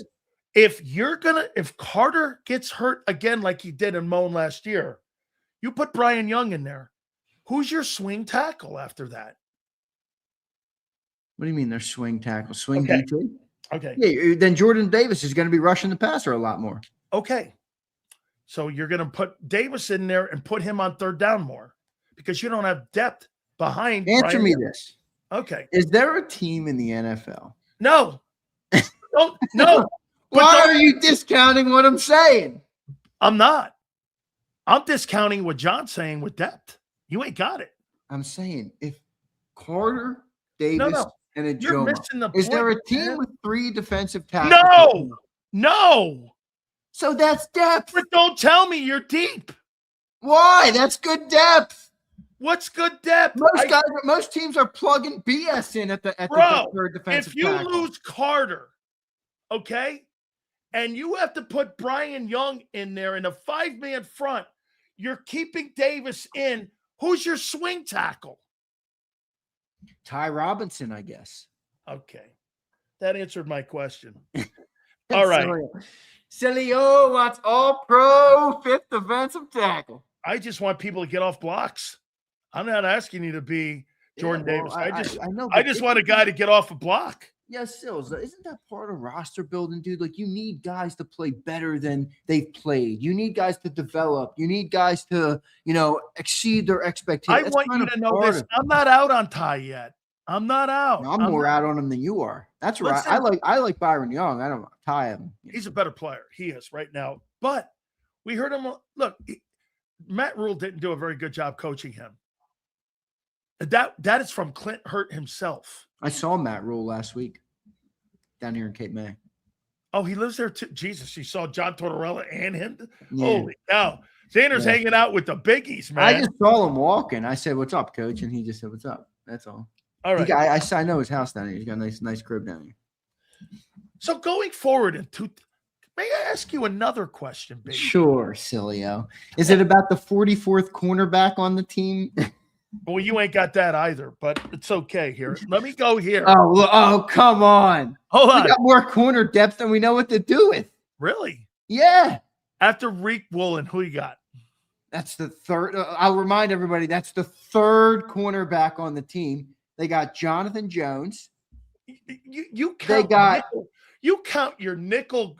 They got Michael Carter. You count a nickel as a corner. He's not. Even Nick says that. Even Vic says that. It's not a corner. All right. Well, I mean, I think Cooper is an elite secondary player, as I know you will not push back on that comment. That's my boy. No way, man. All right. So, Dixie. Nick Sirianni, your love coach, the guy that you'd want to go and Whoa. There's a difference between him being my choice and correcting your narrative that he's a stiff. Oh. It's a big difference. Okie dokie. So, do you believe Nicky Sirianni, or I should say Nicky Lombardi Sirianni, do you think that guy's got control of his locker room?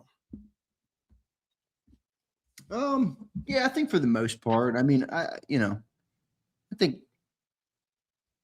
think for the most part, yeah. I mean, people might not like it, but I think he's done a pretty good job. I mean, you tell me, if a coach had no control of their locker room, you just trot out and win 11 games minimum per year? Probably not, right? You could argue that you think he should do some things differently. That's fair, but I think it would be fair to say he's got control of his locker room. You think players respect him? I don't know enough to answer that, but I think they do. Seems like they do. Doesn't seem like AJ did. I'll give you that. AJ kind of had a lot of those, moments with him, but you think Jalen Hurts respects him? Well, Jalen Hurts plays the style of football that Nick wanted to play. Would that be a show of respect to you? I thought Jalen Hurts was fighting with the KP last year and the type of play calls, and he was changing plays at the line of scrimmage, is what I heard. Well, maybe he did do that a little bit. They wanted to get out of that risk-averse offense.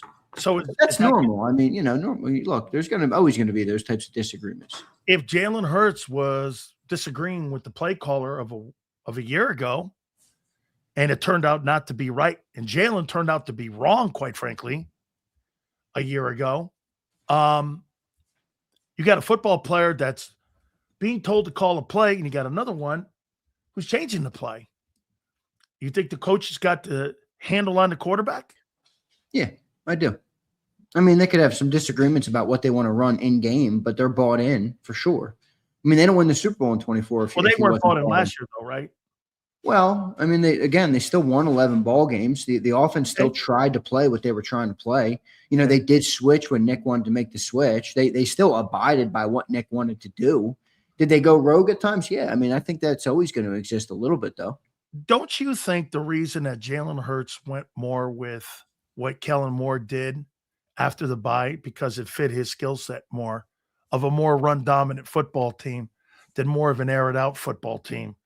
The more you get closer to the run game, the more you get closer to his skill set. The further away you get, the further away you get from his skill set.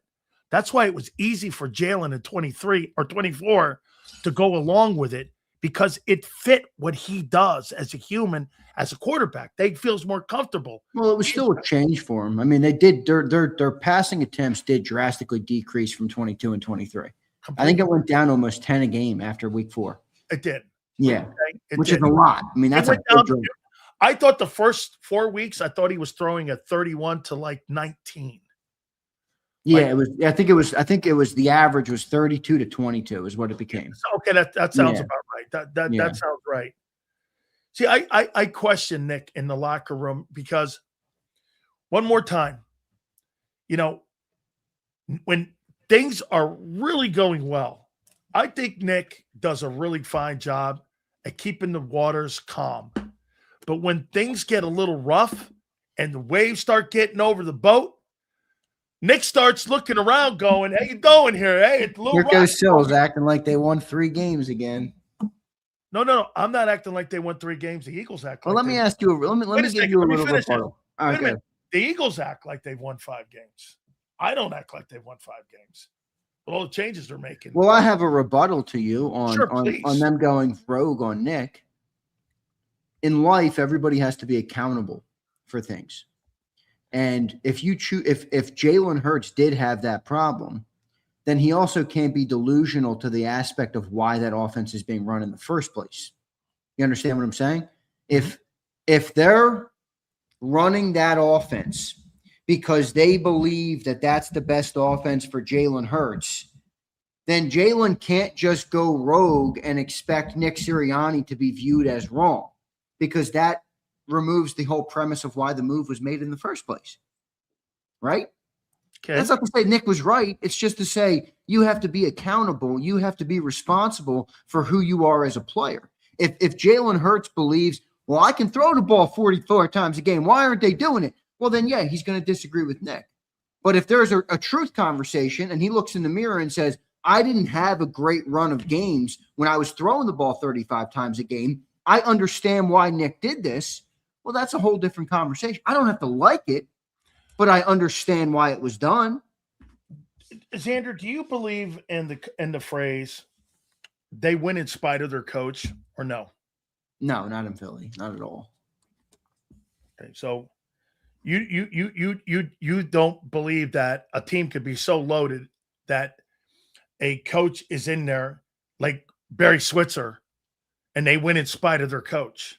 I'm not a huge fan of that. No, I admit that even with coaches that are viewed as stiff. Who's the other guy that has two Super Bowls? Seifert. All right. Same thing. I mean, I'm just not a believer. And by the way, I think this about players too. I mean, people say they win in spite of Hurts. I mean, look, you can have problems with Hurts' limitations, but you don't just replace the quarterback with another guy and expect to have the same results. That's just not how life works. At least that's how I see it. So, no, I don't think that about Nick. And I never heard anyone say Barry Switzer was a great head coach in the NFL. I mean, well, there's a difference between being great and winning in spite of somebody. Winning in spite of somebody means that they contributed nothing to your success. No, what he did was he left everything intact, and he made sure that he didn't do anything over the top wrong, and he kept everything that was set in place because of what was set with the culture that was there before him. Oh. And he didn't upset the apple cart, and that's Nick didn't have that. Well, I mean, do you think one down year because of injuries? You guys told me before I got here. Yeah, well, that's true. That 4-win season. Who were the wide receivers that they were throwing the football to at the end of the game? And wasn't almost all your old line hurt? Yeah, 2020. Yeah, 2020 was a tragic injury year. Tough year. Okay. All right. Great conversation here. All right. Got another one. I'm just fascinated by people. Why is everybody's default to take away from somebody? Whether it's Nick, whether it's Jalen, whether it's they've all accomplished great things together. Could they all be better in certain areas? Abso-freaking-lutely. Welcome to life. Come on, Sales! Thank God you got Howie, man. That place would be in shit shows. Howie could be better too, by the way. Where? What do you mean? There's 10 dudes who've walked out the door because we're waiting for these, contracts that have never come on defense. Okay. Same with offense. You traded away A.J. Brown and replaced him with a rookie and a guy who needs to triple his production to reach a shitty year for A.J. Brown and Dontavian Wicks in the middle of a Super Bowl window. I completely believe that Howie has gambled more. They let Josh Sweat walk out the door for $19 million and have had to jump through hoops to try and replace him. And let's see, how many guys they've tried to replace him with? 4? Well, no, because they tried to replace him with Nolan. Yeah, I guess. Nolan and then Jalen Phillips. Now Grenard. Wasn't Bryce Huff part of that too? Oh, yeah. He was. I forgot about Huff and Puff.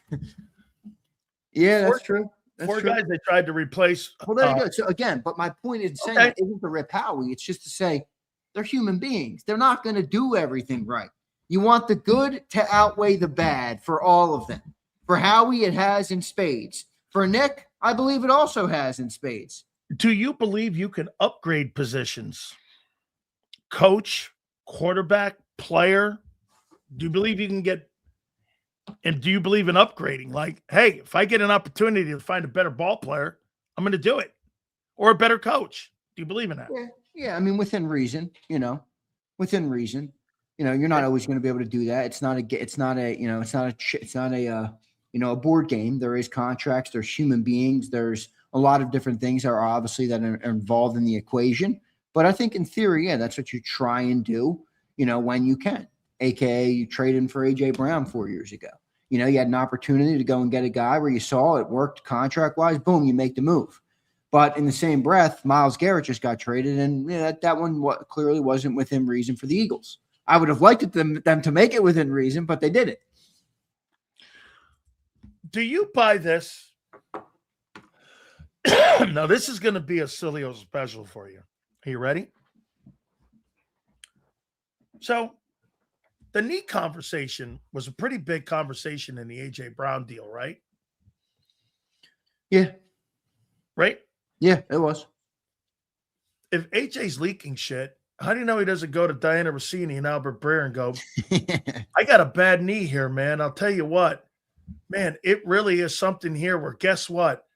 A lot of things are going wrong. And he already knew that the Patriots were going to pass him in a physical because the Patriots had told him that they were going to pass him in a physical and that he rigged the deck and he rigged the hand to make sure that he went to New England by telling people, and he's the leak on the knee.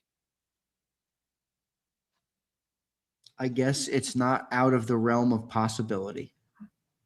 I don't think that's what happened. No. I'll tell you what, if I want to go someplace, tell you what, man, I got this knee injury over here. Wait, I see. I don't think why do you think AJ because would do it? This guy is a diva and wants things his way.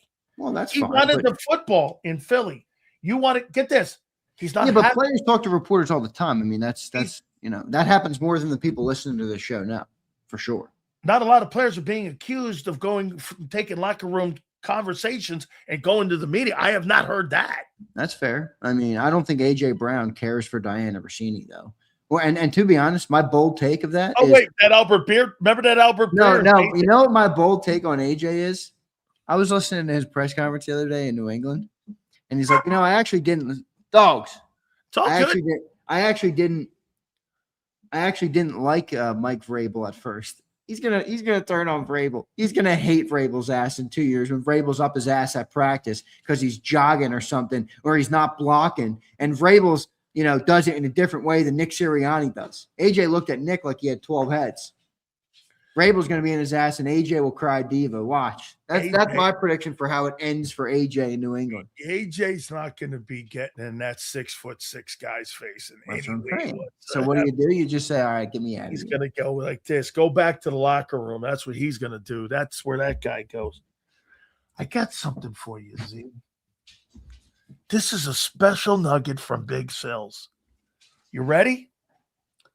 So, I want to read you something here. And I think you're going to, and folks, go along with me here.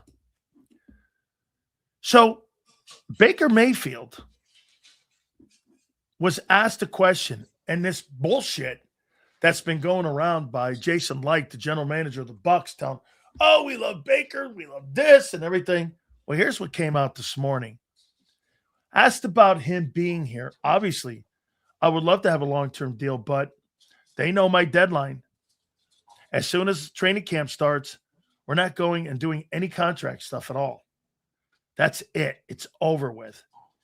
It's not up to me to get this deal done. Hopefully we do.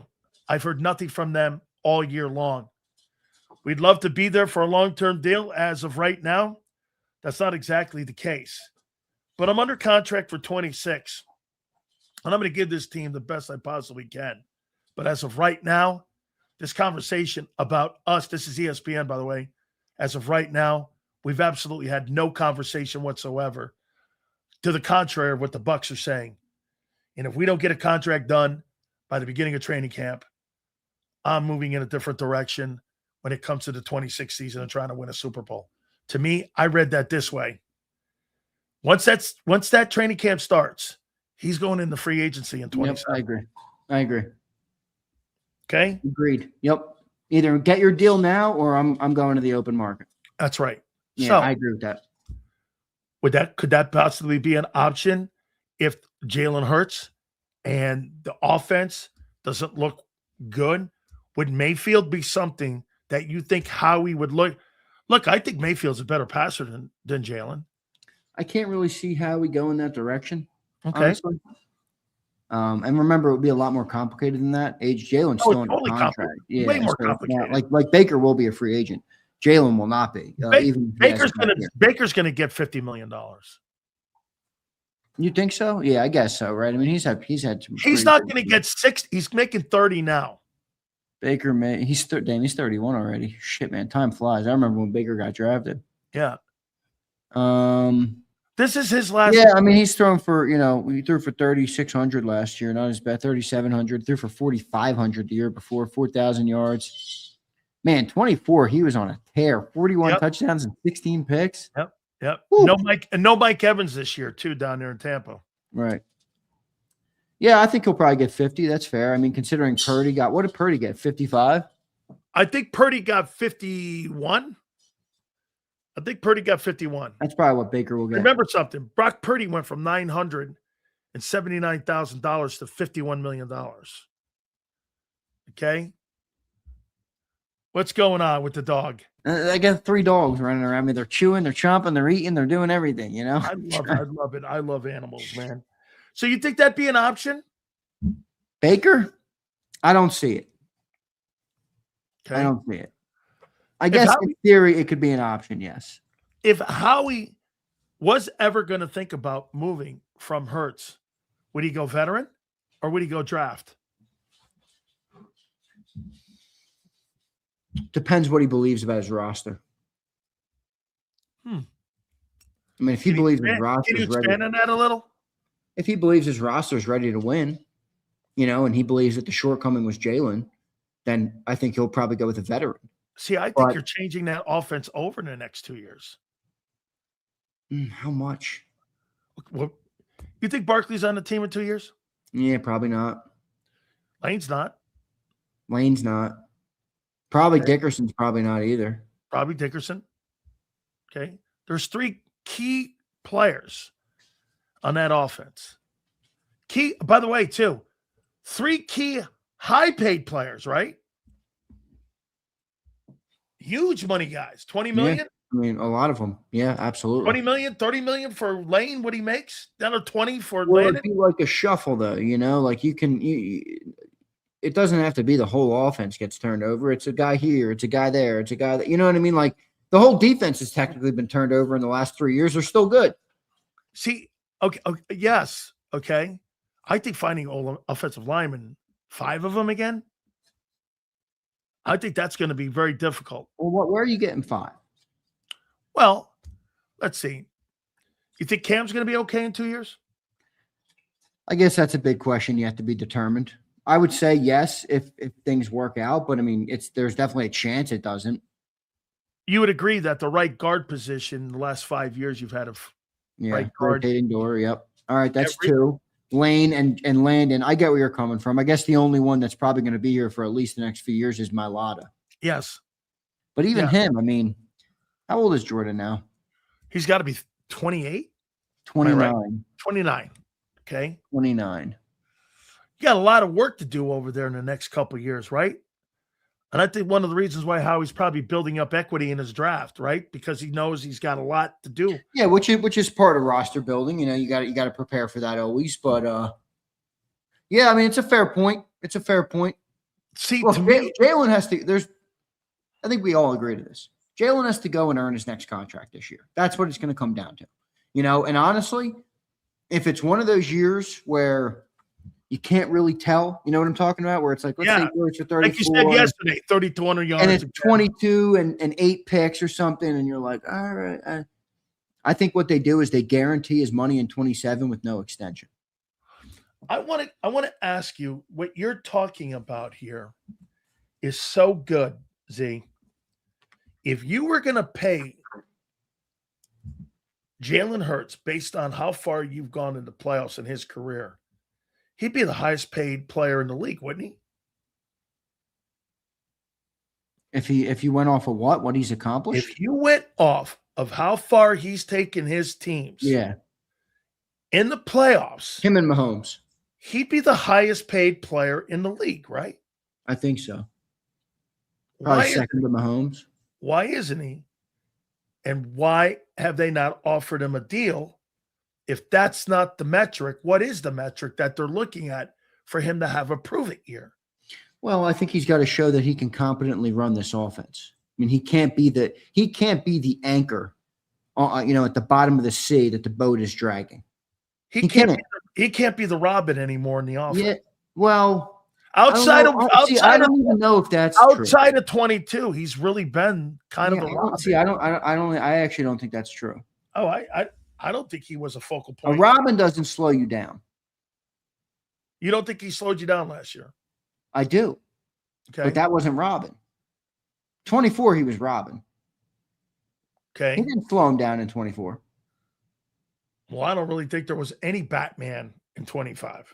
It was Saquon in 24. There wasn't one.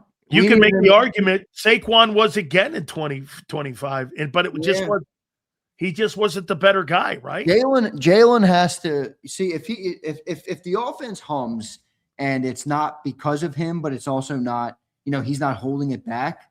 I think Lurie will side with giving him a deal. Okay. I do. Lurie cares about the optics stuff, and Jalen's really good at it. I understand why. I mean, I don't dislike. There's nothing about Jalen Hurts as a person that I've seen that I dislike. I mean, he's a little, he's got that little arrogance sometimes, but I think this week helped him. I think this week helped him. Well, if you believe every narrative, sure. I believe. I'll tell you what. I'm like Shady. I'm 60-40 on it. Yeah, I'm not that far on it.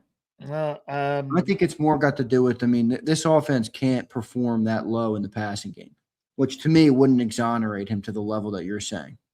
Well, again, that means then we're excluding the shit that he's done in the postseason, and we're looking more about the optics and his ability. Well, dude, you're the one who's coined the phrase caboose. I mean, Rich. This is Rich coming from you. No, I know. I know. That's my point. He is a caboose. So, I mean, no. By the way, the other thing that we're not talking about, this whole new offense thing that they're talking about, you can say goodbye to the quarterback runs. Oh, you don't design quarterback runs from under center, guys. That's not what you do. Name me a West Coast offensive quarterback that ran. Yeah, I think what they might see more, we might see more of this year is like some bootlegs and stuff. Rolling them out, getting them out of the pocket, and trying to get them to look downfield a little bit. Maybe I could see with that one, but we'll see. What are you doing with Tanner McKee here, bro? I don't know. It seems like they might trade him. I don't want them to. I like Tanner. I think Tanner. You think they let him roll into the season, and then as soon as the year's over, that he just? My problem with Tanner is this: that everybody judges him in Philly based on what he did with a bunch of backups, but they don't judge Jalen harshly, who's playing with all starters. So it's like they look at one game with Tanner where he's throwing the ball to a bunch of, guys who couldn't, who are not, elite players at all. And they're like, well, he wasn't that good. He threw for 60% completion or whatever. Okay. I mean, what would Jalen threw for 65% completion with AJ and Devontae? Yeah. So I'd like to see what Tanner could do with the real offense around him. The other thing that Tanner would be better with would be that offensive line last year when it comes to pass blocking. That please, nobody tell me it was a problem. It wasn't. So Tanner, his skill set naturally works better with that style of offensive line than the Mauler style of offensive line. So if the offensive line is shifting and they can't be that Mauler anymore, but they're great in pass protection, like if Landon Dickerson doesn't have to, bulldoze people and move forward, he held up pretty good last year when it comes to stopping guys from getting to the quarterback. Yep. So, I think Tanner would be all right with the starting offense. Again, he's never proven much, but I don't like when people are like, yeah, he sucked because he played with a bunch of stiffs. I'm like, all right, our offense sucked with all the starters. What are you saying? Not that much different to me. I'm going to disagree with John McMullen on this. First, let me hear you. You think Brandon Graham is needed in that locker room? I mean, not really, but maybe. Not really, though. Okay. I mean, they got to play better on the field, man.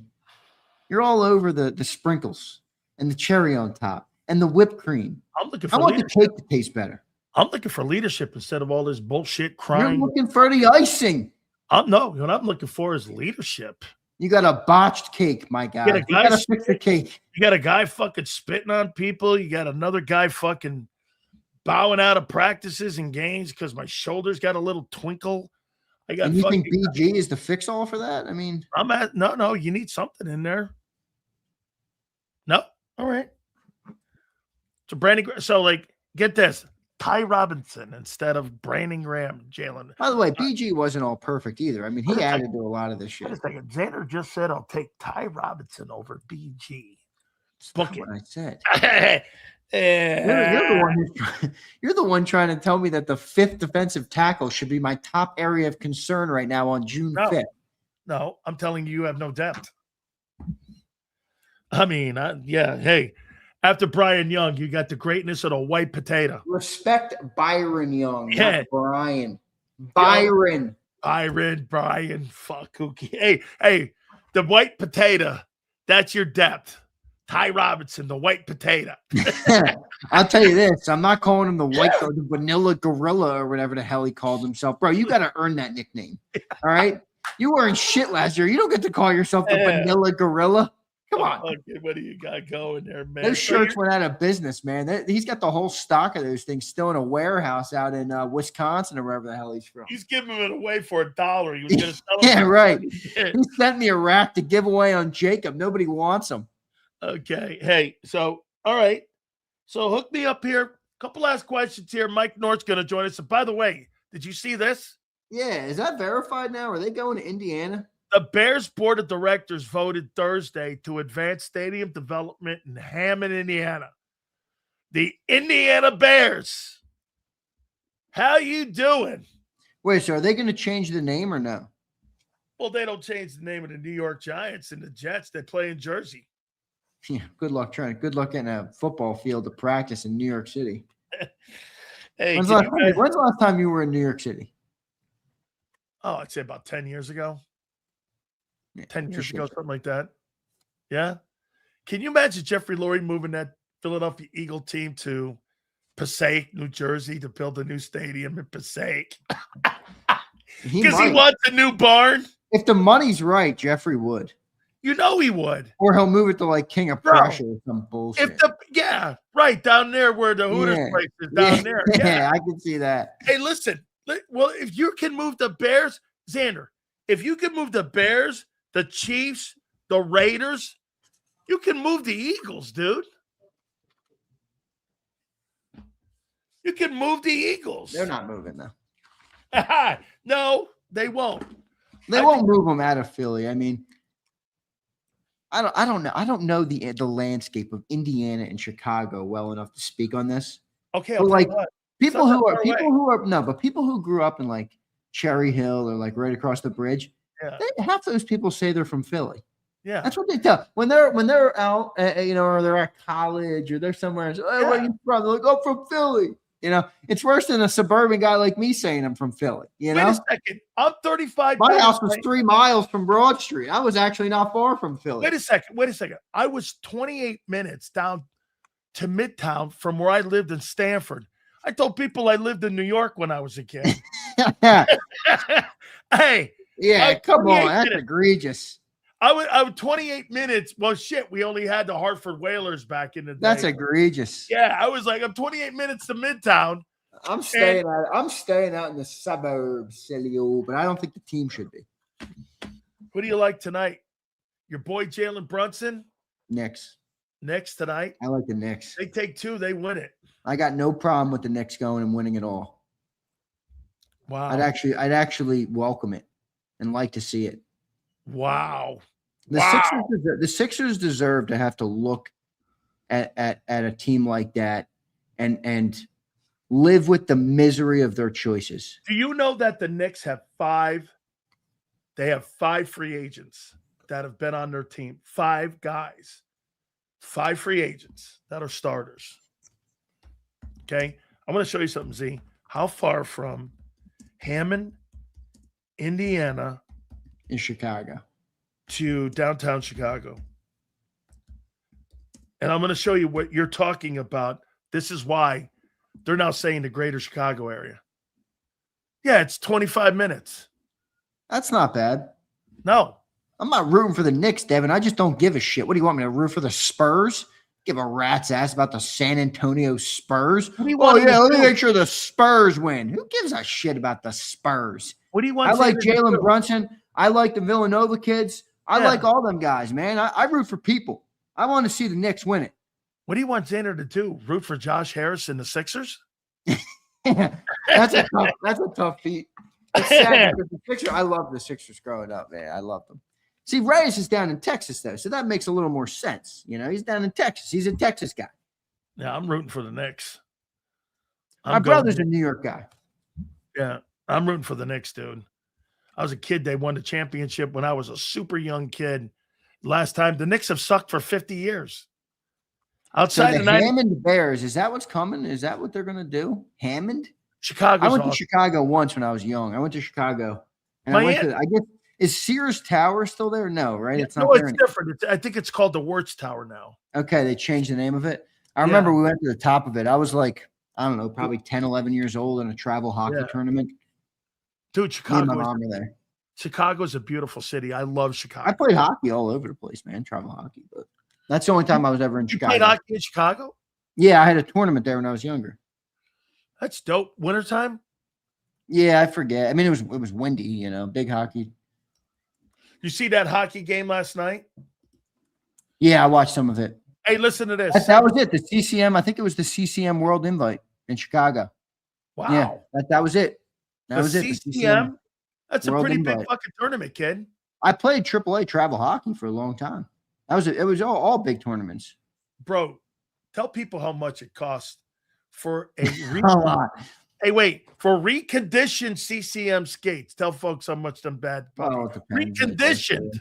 I was a goalie. I mean, I remember when I was growing up, I wanted new goalie pads. Those are $600 fucking skates. Dude, my goalie pads were like, I think almost $1,000. I remember my parents were like, we got to save up for like 3 years for those things, dude. I finally got them. I remember I was so excited. I still have them to this day. They were my I played men's league hockey when I lived in Houston. It was so fun. Oh my God. That was the best thing I've ever done as an adult post college. Was play men's league hockey. It was glorious. Our games were like 10:30 at night. I drove to the rink. It was you should do that again. You should do that. I know. Again. I'm going to do it once I'm settled in here. So I'll do that. Yeah, you should do that. Let's read some of the supers. We got Mike North coming up. What a Mike North segment this is going to be. Halfway Crook says Hurts replacement is in the building in Tanner. No, I don't buy that. I don't know that I'd buy it either. I like Tanner. I do. I like Tanner more than most, but I just don't know if the politics are going to allow him to ever see the field in Philadelphia, even if Jalen doesn't do well. Do you think they're going to wait and see how training camp goes, and they could put him up for like a trade for something that they may think they need, safety, depth in the O-line, whatever? Do you think they could do something like that? Maybe. I doubt it. You want to trade Tanner McKee for a safety? No, I don't know. I'm talking about a 3rd-round pick that maybe you get back. I don't know. I don't know, Z. So then that means this. They're just going to let him roll into the regular season unless you're going to let him go. That's my boy. Maybe. I mean, maybe they let him roll into the season. I don't know. I mean, I like Tanner. I'd rather Tanner be the backup than the Red Rocket. Apparently Andy Dalton looks lights out. John's like raving. He's like, man, you think Tanner McKee can process? You should see Andy Dalton at practice. I'm like, I'm sure he can. He's got like 30 years. Hold on for a minute now. Andy Dalton can play. Here, I'm going to show you this. Now look, in Cincinnati for a while, bro. Listen to this. When he was in Cincinnati, and the starting quarterback, this is Andy Dalton. 10 and 6, 10 and 6, 11 and 5, 10, 5 and 1, 10 and 3 in his first 1, 2, 3, 4, 5 years in Cincinnati. That's not horrible. Threw for 4,300 yards and 33 touchdowns. Yeah, and he played in Cincinnati. I mean, Joe Burrow can't have success in Cincinnati. Should we really knock Andy Dalton for not having success there? It's the shittiest organization in the world. I think one of the greatest, injustices in all of the football world right now is that Joe Burrow is spending the entirety of his career in that crappy place. Nah, 2 years he gonna be an Eagle. He's gonna be a Philadelphia Eagle very soon. Big Z. Yeah, maybe. Are we good on the Supers? Yeah, that's all of them. We got them, man. Hey, man, I can't wait to see this. Is there any more breadcrumbs coming out from AJ over the next 3 days? Probably. And you're going to, knowing you're going to create 3 or 4 yourself. Listen, unlike John Meade, a story like that is gold. It is. John will do anything for me to not bring it up. Is gold. Are you kidding? The best offensive football player in the Philadelphia Eagles Super Bowl run is A.J. Brown. And you're just going to go, it's not a story anymore. Wait a minute. You wait till this year. Big Sills is going to have I'm going to have a segment where it's going to be 3:15 every day. AJ watch. And I want a soundbite, Zander. Oh, God. AJ watch. Please don't do that. Brown do this past Sunday. 10 catches, 168, 2 TDs. They crushed the Bills, and AJ's there with a smirk on his face. Yeah, you know what's interesting? The NFC is good this year. Oh, my God. The NFC is better than the AFC. The NFC's got some teams. Got some dominant teams. Yeah. Man, they got some. I mean, dude, I still think that Bears team is still going to be pretty decent. But I agree. I don't think they're going to be what they did a year ago. I think Detroit's going to win that division. I think the Packers are going to be better. The Cowboys are going to be better. I think the Vikings are going to be better. The Rams are, I'm telling you now, everybody delegitimize. Myles Garrett in a Rams uniform is going to be a problem, folks. Whether you want to admit it or not, I really don't care. Myles Garrett in a Rams uniform. Myles Garrett was a problem in a Cleveland Browns uniform. Now he's got Matthew Stafford, Puka Nacua on the other side of him. He's got, good defensive tackles next to him. I mean, that team is going to be legit, man, if they don't have a huge injury. I mean, that's going to be a legit football team. That was a legit football team last year when Devontae Adams went down.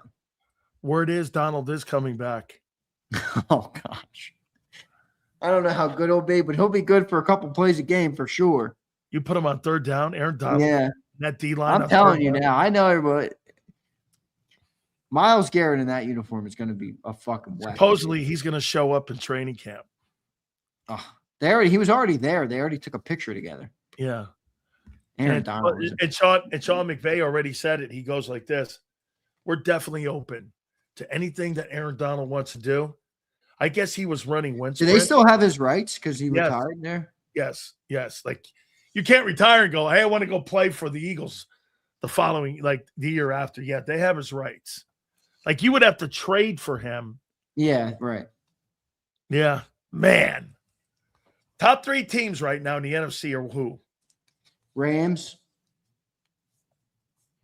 Seahawks, Niners, Eagles. I think if you're going Homer, you could go like this. If you're going Homer and Reyes, you put him at 3. If you put him 4 or 5, that would be fair too. I think they're in that range. I think they're in the contending range though. Yeah. I mean, do you see a clear team that's much better? No, I was just gonna say after 1 and 2, I think you could probably throw teams in a hat. Yeah, I agree. Okay. So wait a minute, Z, before I get you out of here. Look at this thing here. You ready? Hold on here. Mike's even put it up already. Look at the greatness of this stadium in Hammond, Indiana, the armpit of the United States of America. It is the armpit. Well, listen, I'm going to listen to Mike today because it sounds like a tragedy to me that the Bears are going to be in Hammond, Indiana. But maybe I'm wrong. Like maybe it will be like the Giants and it will work out and it makes more sense because the politics in the shitty, in the shitty cities like they are here in Philadelphia are a nightmare. And maybe they move out of there and they can build a big, beautiful $5 billion stadium. And I don't know. I mean, I'm going to have to listen to Mike and see what he thinks. He'll have a better feel for it than I will, obviously. The Chicago Bears are the founding team of the National Football League. Yeah, it's amazing. They were like he said, Hallis started the league.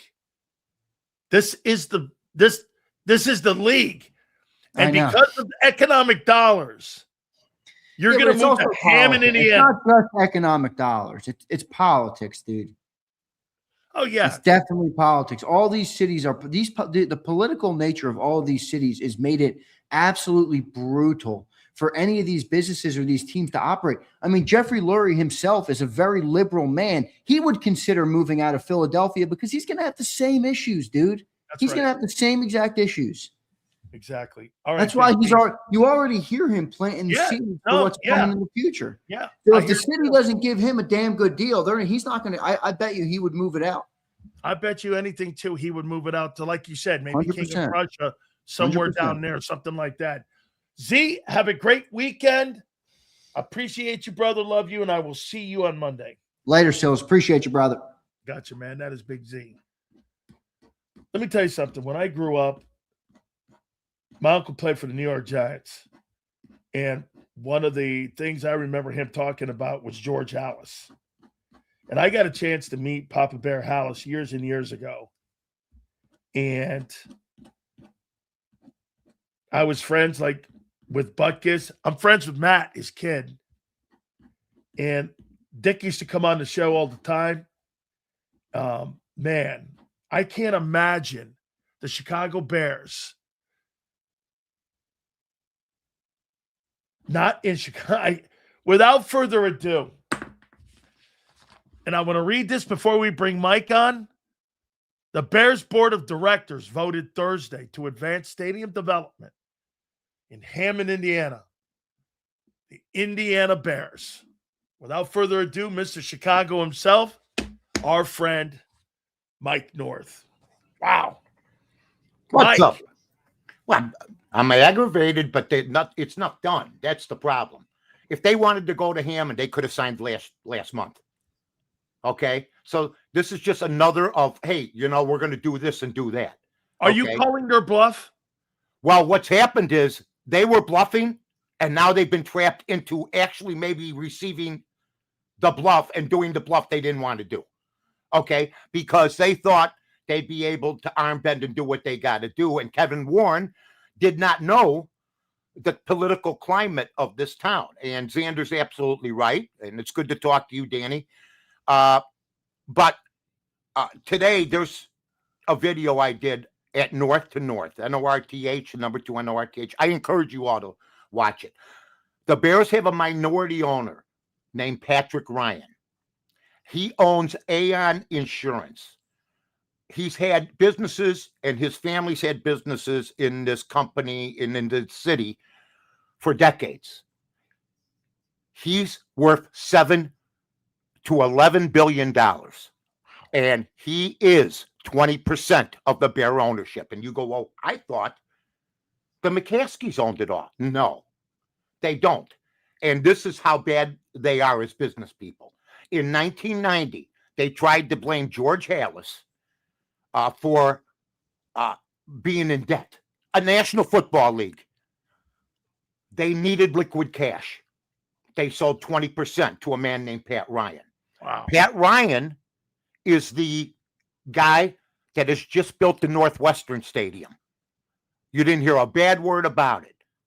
He is Evanston. He is Northwestern. And I encourage everybody to look him up. He's 89, and they have a sports group. And in the agreement for him bailing out the Bears, they had to sign a deal with him. If any of the McCaskey kids decide to put, and there's like 8 of them, this is the deal, their stock up, he gets right of right to go for it first, right? He didn't put that in there because he doesn't want more. And Danny, he owns 2 soccer teams, minority owner in Europe, okay? Very famous. You can look up Pat Ryan, folks. And he is Northwestern University as far as the sports facilities and everything else. The McCaskies own 80% of the stock. So he's a huge donor in Northwestern. Absolutely. Absolutely. He's the king and a gentleman. I know the guy. He would never move to Hammond if he was the majority owner, but he's the minority owner on a board with Kevin Warren and about 5-6 McCaskies. How does Kevin Warren know the community of Chicago? He doesn't. And that's where this happened. And he's going to help ruin, if they move, Danny, the legacy of this team I've been following since 1961. Listen, they've promised me 7 stadiums since 1971, and Soldier Field was supposed to be a temp. The Chicago Bears are the ones that are fumbling this ball, and they'd rather lose their legacy.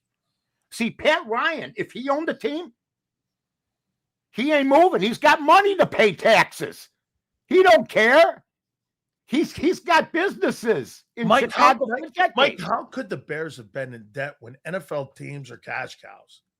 Is it the politics of the city and the tax? No, it's decided they never wanted to build a stadium and they rented Soldier Field. You know what? That's right. Listen, how come the Bears are one of the only teams in the United States of America without their own stadium? High schools have their own stadiums. Are they the only team in the NFL? They are, I believe they're the only team in the National Football League. We've played in 2 stadiums, folks. Wrigley Field.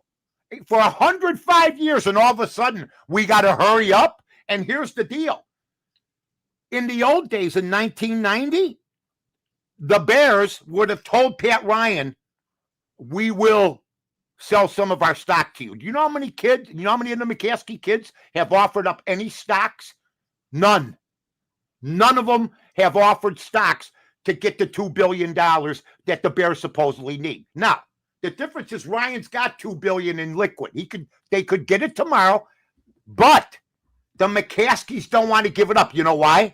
Because 7 people share the sale. They share the pie. Let me go here and let me say this. So if you remember back with the big problem that they had in Cleveland, yep. The number one problem was that in the middle of the night, Art Modell got a deal from the Baltimore mayor in the middle of the night. Yep. And he moved that team without Park Avenue knowing. That's why Cleveland got an expansion team, and they were able to keep the colors, the records, and all of that. If this thing goes south like that, would Chicago try to do basically the same thing? Because, Mike, Goodell is not, and the owners are not going to not have an NFL team in the city of Chicago or in the area of Chicago. Look at what, and get this, people look at Santa Clara, and they would say, well, Hammond's going to be too close to build another football team. Santa Clara and the Raiders, okay, they wanted the Raiders to be in the same proximity. The Raiders said, no way, I'm moving out of Oakland. That was only 40 minutes apart. They were not going to do that. Now, my point would be, would the city come forward and say, no way, you want to move the team? You're not moving the Bears. You can have and do what Modell did and move a team there, but you are not moving the Chicago Bears. Well, what I will tell you is this. In 1970, George Halas said he was moving to Arlington Heights. Mayor Daley, Mayor Daley won, the most powerful politician at that time in America, said, you move to Arlington, you're not the Chicago Bears. Halas backed down because of it was Mayor Daley. Now, since that time, this is interesting. There is no 75-mile rule, folks. That's just for broadcasting. That's right. They took that away. Well, who took it away? My guy just mentioned him. Not because of the move to Cleveland, from Cleveland. My guy took the Cleveland Browns and moved them to Baltimore, okay? And they were 30 miles from the Commanders in Landover, Maryland. And the Commanders complained and said, hey, what the hell? You promised us. That's right. This was ours. And they told Modell, This is ours. And you know what Modell said? No, they left. They left. This territory's open. Okay, so what's Washington do now? They move back. Now, I will tell everybody this. Does anybody give a rat's ass? Does anybody remember when Pontiac hosted a Super Bowl. Pontiac hosted a World Cup. Pontiac is billions of dollars in debt now. And the Lions ran back. And this is the same situation because people are making the mistake. Okay, it is about the money. There's no doubt about it. But the Bears, they've never put the fans in the top 5. Without permission, without town hall meetings, in a big hurry. They are signing us out after 105 years. We built that franchise. Oh, yes. The fan base built it. There was no TV deals in 1950. There was no TV deals when I went to the games in the 60s and 70s. No. And there was no big TV deal in the 90s. You know why? Because the Bears wouldn't have had to ask Pat Ryan for 20%. Now they don't need them. So they're not going to offer him their shares because they got TV money. They can play in front of an empty stadium in Hammond. And for what? A Super Bowl? Who's going to remember it 15 years down the line if it fails? And that's what it's going to do. Because Chicago Bear fans, the polls I've seen, 7 of 10 are saying absolutely not. We like Indiana, a nice place. They got a casino there. But that's it. And you know what? Chicago Bear fans would follow the Bears to Hammond. No, because the Northsiders are listen, O'Hare's 47 miles away. And the Bears are going to still practice in Lake Forest. And then they're going to travel across Illinois into Indiana on the Skyway. They don't have the infrastructure. And then this is the best. Lake County, Porter County is Democratic in Hammond. It's largely Democratic. Braun, the governor, is a Republican. And they're going to go now, and the people of Lake are going to be taxed $1 billion. Okay?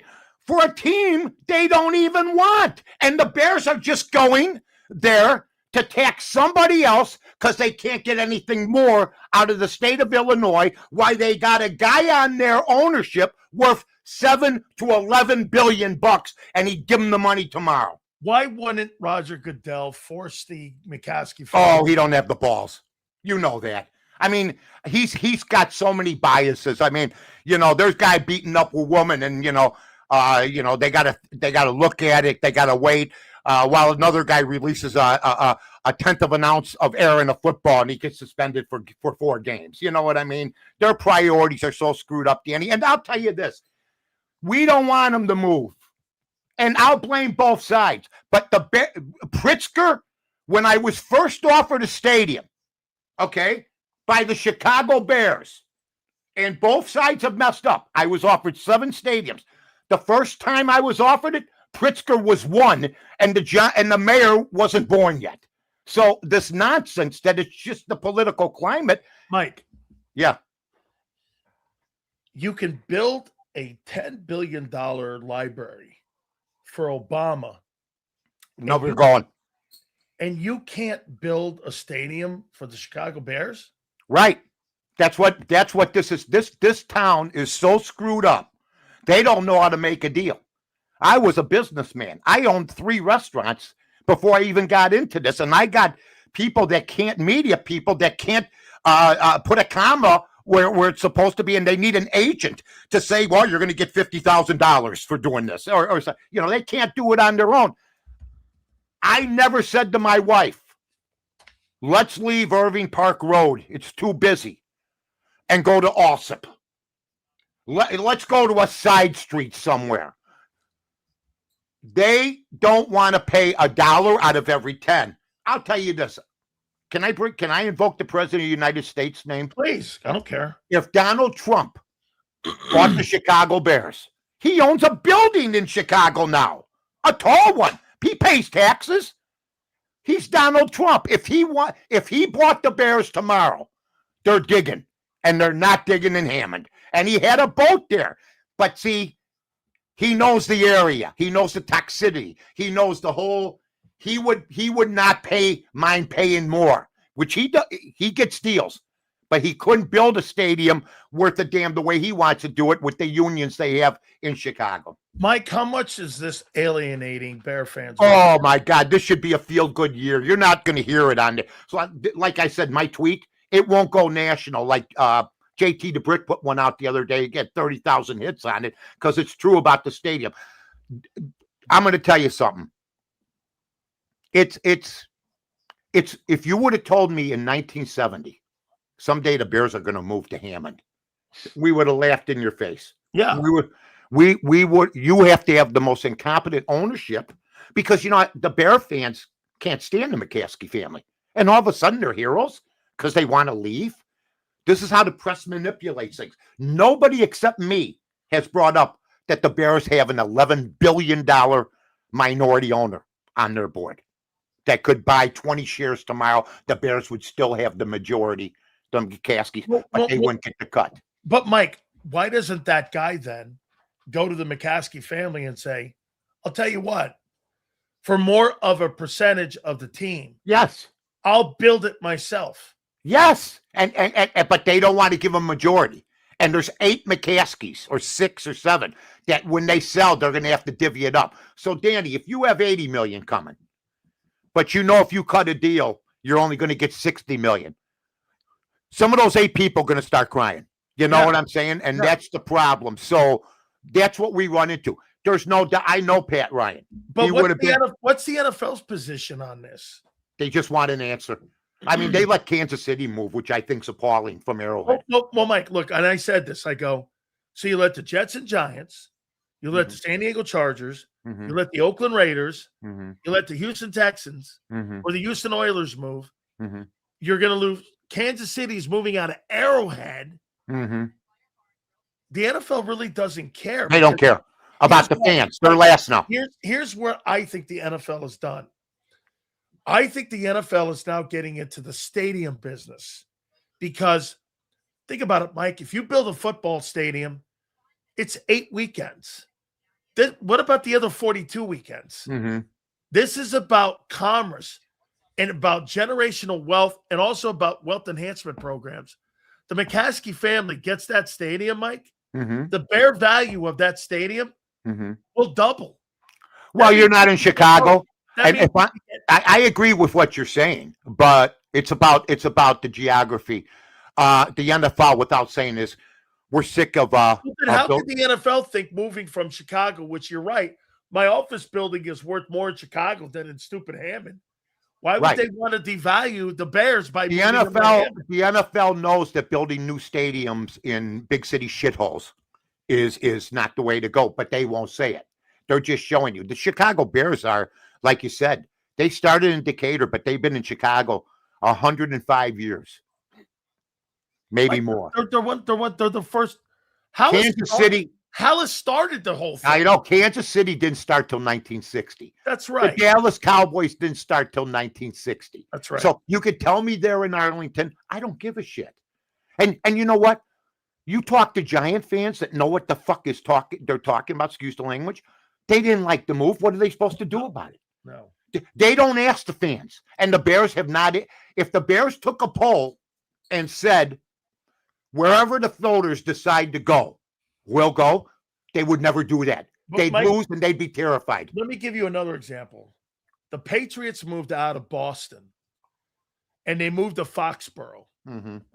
You see, the NFL, I think what they want us to do, guys like you and me to die. Yeah. And the younger generation, they'll get those guys in 20 years. Oh, yeah. But you know what? The difference is I'm a lifelong Bear fan. And there's season ticket holders that went within the city limits. And they generationally pass. Generational. There was a guy on the other day that said his family's had season tickets for 60 years. And, I respect anybody. I can agree or disagree with my brethren, but the wrong thing to say is, well, if you don't like where they're moving, get rid of your tickets. Now you're going to start treating 60-year people that paid in and built your franchise before any TV deals, before any new stadiums, who played in baseball parks. Why did the Bears always struggle by getting this? Seems like it's been a 70 or 100-year conversation about the team never having a stadium. And you're right. 1971. I looked it up. They're the only team in the NFL without their own stadium. They were told Wrigley Field was too small at 45 to 50,000. At the time, they said, we're now going to make you hike it. The Bears were forced to get out of probably the greatest place to watch football and go to a monstrosity that had 100,000 seats that they had to play in, where you couldn't see even the seats were right even almost with the playing field. If you remember Soldier Field, they didn't even have them hiked up. Just my uncles had season tickets for 15 years and sat in the end zone. You couldn't even see the people on the other end. So they've played in shitholes, and all of a sudden, oh my God, let's go. This isn't comfortable for the fans. Well, what do you think is going to happen for the next 4 years? They're going to sit in the bad conditions. We love Soldier Field. If you ask Bear fans, do you want to go to Soldier Field or Indiana? 7 out of 10 will stay. We want to stay in the city. I promise you that. They don't give a shit. They don't care about the Final Four. They don't care about other teams coming in also the Super Bowl. They don't want the Bears to leave. And the Bears are so tone deaf on this, it's going to hurt them in the end. You talked about some successes. Pontiac, how about that? Failure. Oakland, St. Louis, Baltimore. It ruined the town until they got another team. Washington lost their identity when they moved from Washington to Landover. There's been disaster. Oakland was only 8 miles away. 49ers. Sort of the 49ers, people, the aura's gone. That's going to happen. People ain't going to tailgate in Hammond. No. I'm telling you now. Unless, here's what the NFL wants you to do. They want you to make a day of it.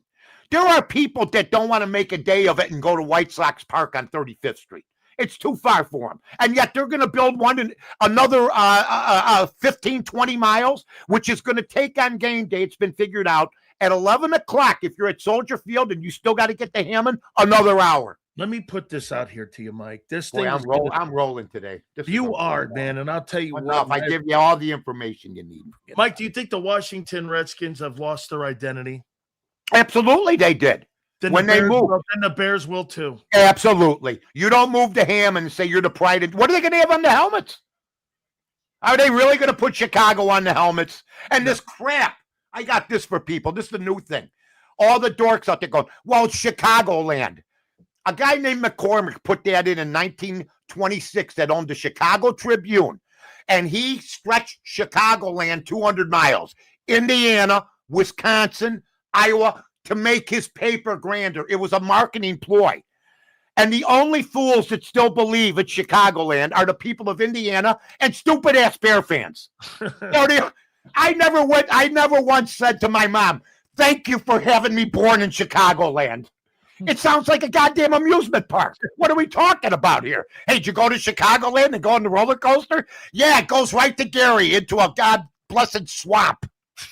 Mike, is that why they named the McCormick Center after him? Did they yes. Yeah. Robert R. McCormick said, you know what? People will buy this. I'll call Indiana Chicagoland for about 15 miles in. They'll buy the Tribune. And they did.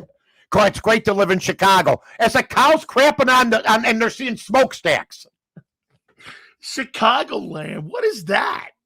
That's a made-up version that they got people, youngsters especially, going, it's still in Chicago. They're moving to Indiana, so they don't have to pay taxes in Illinois. Because it's Chicagoland, that doesn't mean you pay in both. They're either going to Indiana or they're going to Chicago. I don't know what else to tell these people. I mean, these people, some of them got degrees. Some of them got degrees, and they don't know that if the Bears move, even if it's a foot over, they're in Indiana. That's all that matters. Can I ask this? Yeah, I had a dizzy spell. Go ahead. Do you think they waited for Virginia McCaskey to die before? Oh, yeah. Oh, yeah. Well, she couldn't have stomached this. I mean, she probably would have gone along, one of these deals. Hey, you voting? They raise their hand, and that's it. You know what I mean? Mike, would she have? I'm saying they would have raised their hand. Oh, okay. Okay. Yeah. Hey, I mean, she was by that time in the 100. Yeah. I mean, my mom's 96. She called me Troy the other day. Why would you call me Troy? That's wrong, dude. I go, how can you call me Troy? Was that a boyfriend from the past? What are you talking about? God, you Troy. My mom likes to play with me. My mom likes to play with me with that stuff. She goes, I don't know who you are. I go, seriously? She goes, just kidding. Oh my God, that's brutal. I know. Now I know where you got your sense of humor from. She's something else. Just humor from your mom. She lives on her own. She goes, just kidding. I almost had a heart attack. Mike, this is really awful for the NFL, dude. Oh, it's horrible because some teams could get. We don't care if the NFL. Okay, they're moving 20 a block away or something. The New York Giants didn't move that far away, and I hate the comparison. We're a one-team town. Here's what we haven't talked about. As soon as the Bears move, there will be lawsuits from everything from you didn't check with the fans, you abandoned 105 years of tradition, you were taking the name Chicago, you have no right to that area, and there'll be another football team coming there. Preferably, I'd love to see Arizona come back and them get put in the AFC because they were the Chicago Cardinals. No, Mike, they will. Oh, it's happening. The number 3 city in the United States. We've always wanted them. A lot of people have always said if we only had another team like LA and New York. LA didn't need a team for 35 years. Now all of a sudden they got 2. What happened to the 75-mile rule? They're right. They play in the same stadium. You'd have a football team in 5 years in there. That's what all these people don't get. And the Bears of all don't get it. You think Kevin Warren thinks that? All they're worried about is getting what they get before they all, decide to get out of the game. Now, Mike, let me ask you this then on the politics of it, though. Yeah. Would somebody want to move a team there with the current landscape of politics, knowing that it was almost impossible to get? So, it would have to be an owner like a like Pat Ryan, Sam McCronkey, or like the minority owner that you have with Pat Ryan, like Pat Ryan. I go, I'll build the damn thing myself tomorrow. He would do it. He would have the $2 billion they need for infrastructure in Hammond. He'd help them. See, isn't it in everybody's best interest if the Bears don't care about us to get them out of here, and then to test this, and then to have the NFL try to tell Chicago that they don't want another team here when they're going to be literally way south, and you got the whole loop and the whole north side, and it's like 26 miles. Of form that would fill a stadium plus suburbs if you build one in the suburbs. If you build one in Rockford, if you want to come to Chicago, they would fill a stadium. Let me tell you something, Mike. If I was on the air in Chicago, I'd be shitting on every single politician and every single Bear fan that calls it Chicagoland. They won't do that. On you. Well, remember something. I want you to remember something. That I would do too. But remember, one of the radio stations has them as a flagship, the Bears, which I happen to work for. But I'm at the point where I've been a Bear fan since 1961. I am not. My passion has nothing to do from where I work or anything else. And for people that think the city won't be hurt, just look at the cities that have lost the teams. It's civic pride. it's everything. Being proud to be from Chicago. Oh, you're a Bear fan, huh? That will be over. There's a lot of intangibles that come into having an NFL team in your city. And Zander was right. You'll feel it someday because that guy would move the team in a heartbeat out of Philadelphia in a heartbeat. Sayers, Butkus, George, Peyton, all of Gallimore, all that goes away. All of it. They'll never live this down. Hallis, the names that are centerpieces in building the NFL would be extinguished. Yes. Green Bay is the only place I could see. And people don't know that they used to play 3 of their games in Milwaukee because there was no TV deal. Green Bay can exist. Green Bay can exist now because of tradition and the TV deal and some great fans. And I wonder why the Bears won't take out stock and let the people jump in, like Green Bay does. Make it a publicly owned type of deal. But they're so greedy, and they inherited a $8.9 billion team. And they're playing with pennies when it comes to property taxes. What's funny? The people that pay high property taxes won't leave Chicago. A lot of them. My mother. And yet they're telling the Bears, they should get out. They're worried about billionaires. Mike, this is going to be political here? Oh, yeah, it's political too. Okay, this will be political. Everything is. Don't you think what's happened in that city by going so blue? The Bears are collateral damage now. Oh, yeah. Because of what's happened in that city after all the things that have gone down politically. Mm-hmm. I mean, I watch your mayor, and I watch, and by the way, I keep close tabs on Chicago because it's one of my favorite cities. But listening to the stupid fat governor, and then listening to the mayor of that city, all the things that have gone and the way they act, aren't the Bears collateral damage because of the way the city has gone over the last 35 years? Yeah, my problem is, like, for instance, Morton Salt left after 100 years. You know, the Morton Salt, they used to have it right on Lakeshore Drive. And they left after 100-some years, something like that. They went to Overland, Kansas. Why didn't they go to Hammond? Tyson Food left for Texas. Why didn't they go to Hammond? Citadel moved to Florida. And that property the Bears are being on, a lot of people think it's very toxic. And there's no other person or company that has ever wanted to build there. Think about that. They will be overjoyed to actually get that kind of money and that kind of investment from a lifelong Chicago team into a swampy, dirty, filled with steel mills, need $1 billion alone, which is going to be $5 billion by the time they're done, on highways. It's a giant mess, and the Bears would be better off right now not rushing and staying at Soldier Field. It's only 28 minutes though to downtown Chicago, though, Mike. You know, if you don't read what you can't drive. Hey, it's only 28 minutes. No, it's not. It's 45 minutes in rush hour at 5:30. I got people to live out there. It's 45 minutes to an hour from Soldier Field to Hammond and back. So on 11 o'clock on game day, you're at Soldier Field.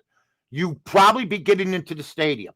You have another 45 minutes an hour in car, even though you're right. You know why, Dan? There's no big highways up that way. You have the Skyway and you have Calumet Highway.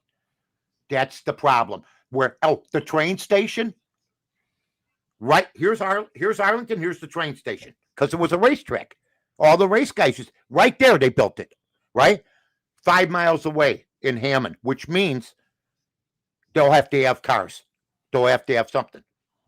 You know, I'm thinking of starting a ferry service, me and you. No, here. Why wouldn't the Bears do this? Tell you what we're gonna do. We're gonna build a train that's going to be able to build and take Bear fans on mass transit. They're going to build a tram. They will. From downtown Chicago. A tram? Right to the stadium. I just hit a pothole the other day. You got trams being bitten. Hey, well, I want to get Bear fans, and I want to give them the chance to come to Hammond, Indiana. Who doesn't want that? You know what we used to say? Never. Hey, let's go to Hammond. Never. Never. I'm at Gibson's downtown. We're cabareting all night. And everybody going, hey, what do you want to do now? Let's go to Hammond. Never.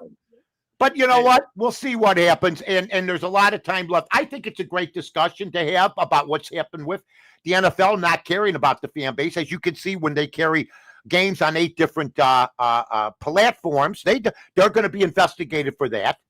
I mean, there's a lot of chicanery, and I heard that the other day.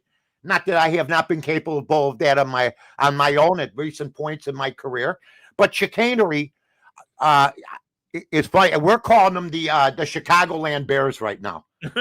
That's what we're calling them. We're not calling them the Chicago Bears, because if they move to Hammond, they're not going to be in Indiana. They're going to be in Chicagoland. Chicago.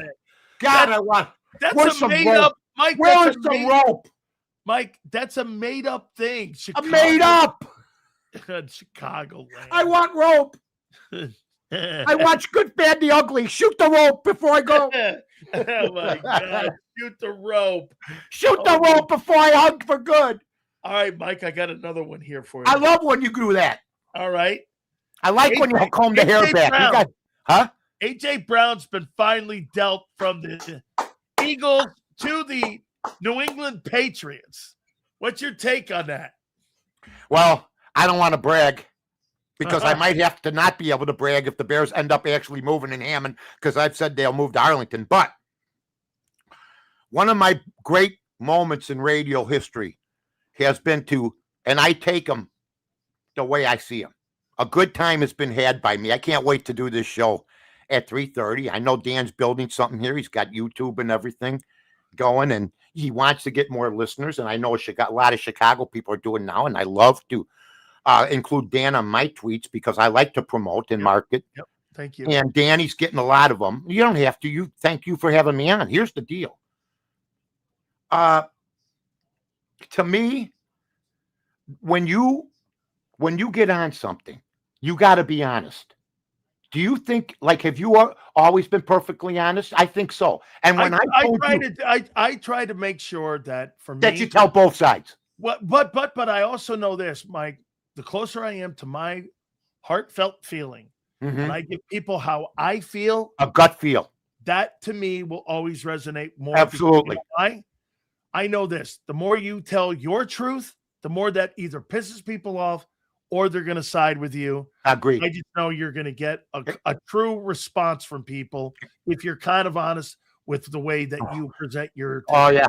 I've been a Bear fan for 1970 since 1961. I had somebody tell me today, you haven't been in a game in a long time. I went to games for 30 years. Now that's your argument? That I won't go to a game when I have a 75-inch TV at home and the coverage is better and I'm an older guy now? I would have told that guy I've been covering the Bears since I was screaming in a paper cup. And I was screaming in a paper cup with a string on it, young. Yeah, exactly. Here's my deal. A.J. Brown, and I don't tell the Philadelphia people what to do, but I think a lot of people agreed with me at the time. I said he was a cancer. I knew he was a cancer. I think that Jalen Hurts is a guy that will benefit. The team will be looser. They were tense. You're supposed to be worrying about a playoff game, and on the sidelines, you got screaming. You got a guy reading a book while 52 other guys, a lot with not big-time contracts, have to win games. So I think it was a positive for both teams.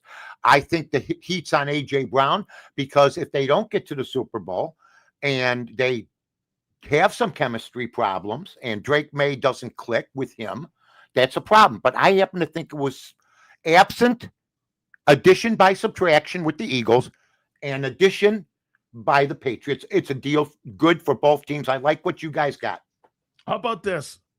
So reportedly, Mike, A.J. Brown was giving intel of inner workings of the conversations that were going on in the locker room to the media.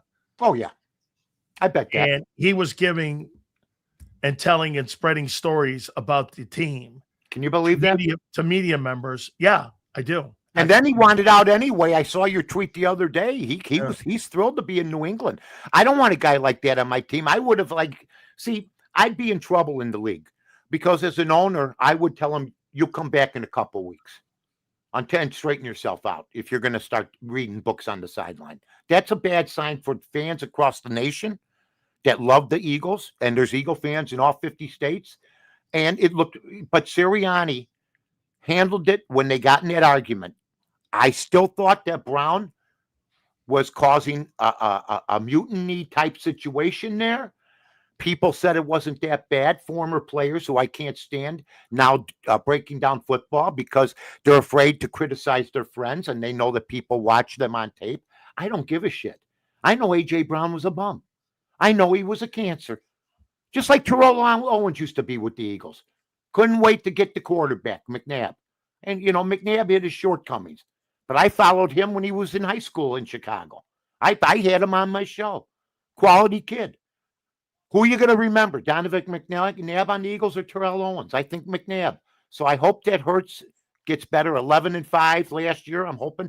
They're 200. They're like one. The odds did not go down, folks, because A.J. Brown's gone. And New England's odds went from 130 to 125. So getting him didn't change anything for either team. What do you make of your boy Caleb Williams being on the cover of Madden? Everybody says he's going to be great, which makes me fearful. I'm terrified. He threw 58%. Mike, are you sold on him? No. I'm sold on him for what he did, though. He's clutch. If he wins every game in the fourth quarter, go ahead. But you're not going. You know this. You played football, major football. You don't. That's a blessed year. The year could go the other way, plus a tougher schedule. But I'm praying to God that he seems to have gotten it. And Ben Johnson knows what he's got coming. So we'll see with another year with Ben Johnson if he can just get better. And we'll have some hope. But the first 3 quarters got to get better from him. Other than that, though, one of the clutchest quarterbacks I ever saw in one season. You think he's the best quarterback the Bears have had in the last 30 years? I'm a Jim McMahon guy because we won the Super Bowl. And if he would have been healthy, we would have been a couple more. He's the only guy. I loved it. He was with the Packers. And Favre had 1 ring and he had 2. Because he got one with the Packers and one with the Bears. So the Packer fans used to give me grief. I go, you took our quarterback. He got more Super Bowl rings than your quarterback. Mike, you mentioned the Packers now. Can you don't you agree? Like the Washington rivalry with the Cowboys has been destroyed. Gone. You would destroy the Packers and the Bear rivalry. Yes. That would not be the same. Gone the way it was. And you know what? I wonder how people would be receiving this news or how they'll receive it next year if the Bears go 6-11 or something like that. In other words, this is the year to do it. Hope, dreams, Super Bowl, Caleb on the Madden, Indiana, which I still can't believe I'm saying. Indiana. Mike, Indiana wants me. Lord, I can't get back there. That's our new Bear fight song. Indiana wants me. Who sang that? Our Dean Taylor. Oh, wait a minute. Do you think it's 50-50? About what? Going to Indiana? Yeah. They could still do it. They're posturing. They're going farther than last time.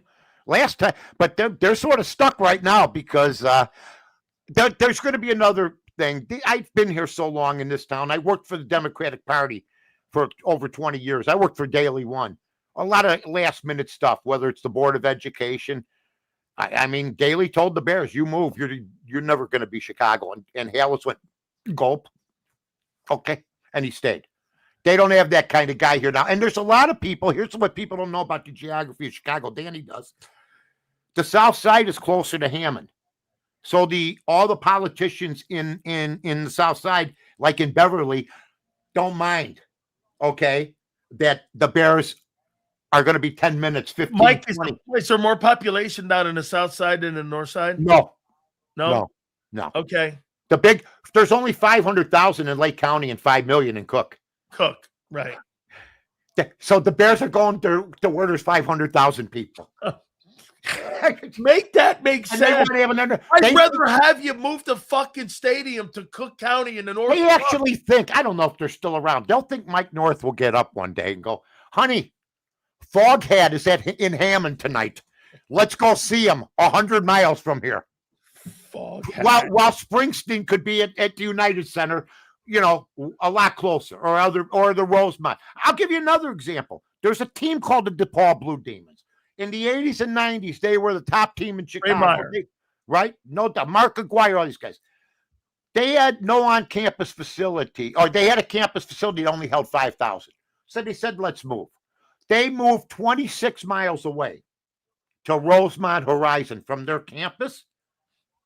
They joined the Big East and thought they were going to fill a 16,000-seat stadium. You know what they averaged? 4,000. Just from that move. So, but this is going to be nothing? Okay. You're moving the Bears. Good luck. You got one here for you, Mike. Tell Mike A.J. Brown would be the best Bear in the last 25 years. No.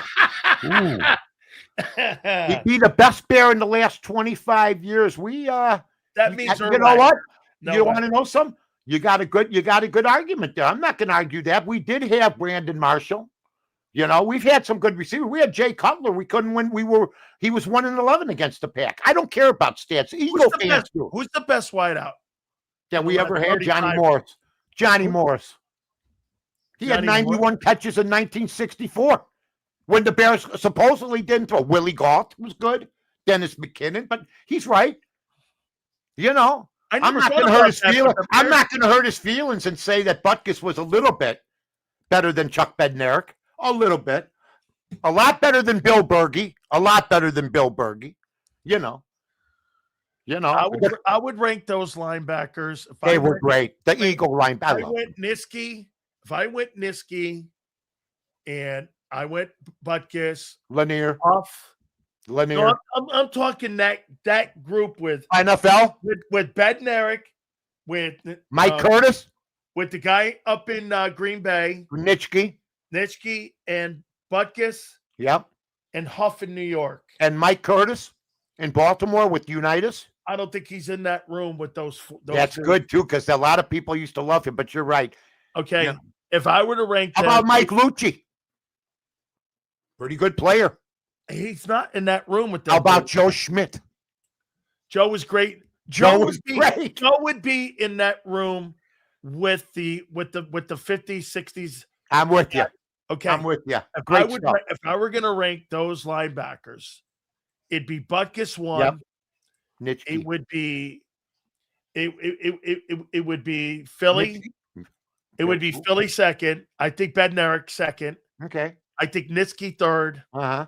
I think Huff 4th. Yeah, Huff was great. Schmidt and Joe Schmidt 5th. Yeah, Huff and Jim Taylor of the Packers in the 60s.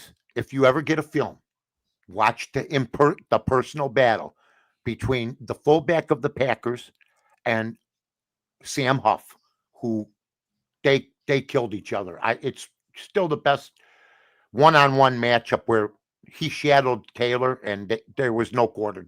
That's when football. I mean, I got pictures of Nitschke's filthy, muddy. They're all muddy.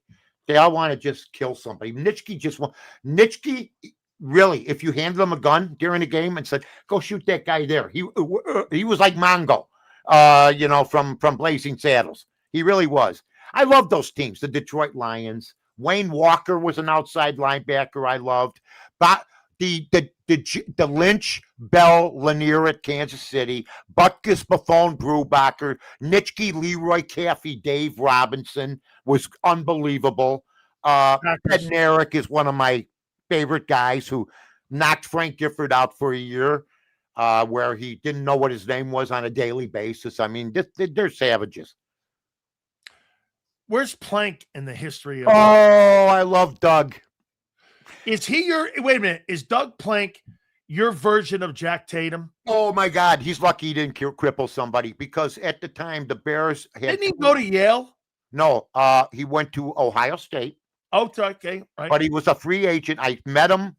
I used to wait, at Lake Forest where they practice at the old high school for the players after the game, and I met him. He looked like a surfer because he was from that area. He had long blonde hair, sandals, Hawaiian shirt during summer training. First year he led the team in tackles as a rookie, and devastating hits. And Fensick was too. Back when you could let him catch the ball, leave your feet, launch your helmet anywhere at them, and disjoin them if you could. Mike, they were awesome. One last thing I would say to you about this whole Bear thing. Yeah.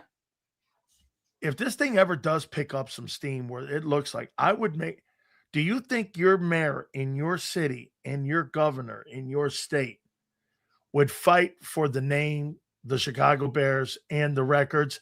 Like the way that the city fought for the Browns. Other people will. If they want. There'll be lawsuits for this. There's going to be lawsuits. This ain't going smooth. You have people that supported this team that should be part owners, that had tickets for 50 years. I have so much memorabilia and shirts from 40 years ago, 30. I got Bear shirts from last year. I'll never wear another one if they moved to if they moved to India. In fact, I've been debating whether what's the name of that page you can do to get some funds. I might sell my fandom. I might be an Eagles fan when it's all said and done, and I'll just wait for another team to come here because they're divorcing us. We're not divorcing them. Man, Mike. I know. I never thought I would ever hear a GoFundMe page by Mike North for my fandom. What do you think of that? Hey, So wait, Mike. So your fandom can't be bought by the McCaskey family to root for them for Hammond, right? No. They could give me tickets, okay? They could pick me up. I'm not going to Hammond. I'm not.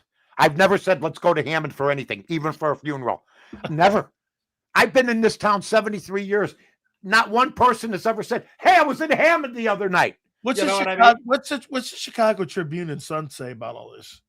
Oh, they're middle of the road crap asses, but they'll kiss Pritzker's ass because they're woke newspapers, and they'll also the sports reporters will kiss the Bears' ass. It's two people's fault when you do negotiations. You've been involved, I've been involved. I never had an agent. I made my bucks by trying to outthink and outmaneuver people that I dealt with, and I did pretty good. And sometimes you win, sometimes you lose. This is a loser for the Bears. If they would have listened to me from 92 on, they'd have a couple more Super Bowls. They wouldn't have picked up Cutler. They wouldn't have picked up Weinstein after Ditka. There's a lot of different things I would have done, just like you.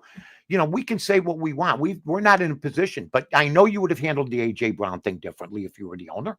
I know that, and I would handle if I was the owner of the Chicago Bears and I inherited them for 8.9, somebody'd go, but we're going to lose $1 out of every 10 if we build at Arlington. I go, call the bulldozers, get to Arlington. We're playing in a brand new stadium where there's people, expressways, and trains.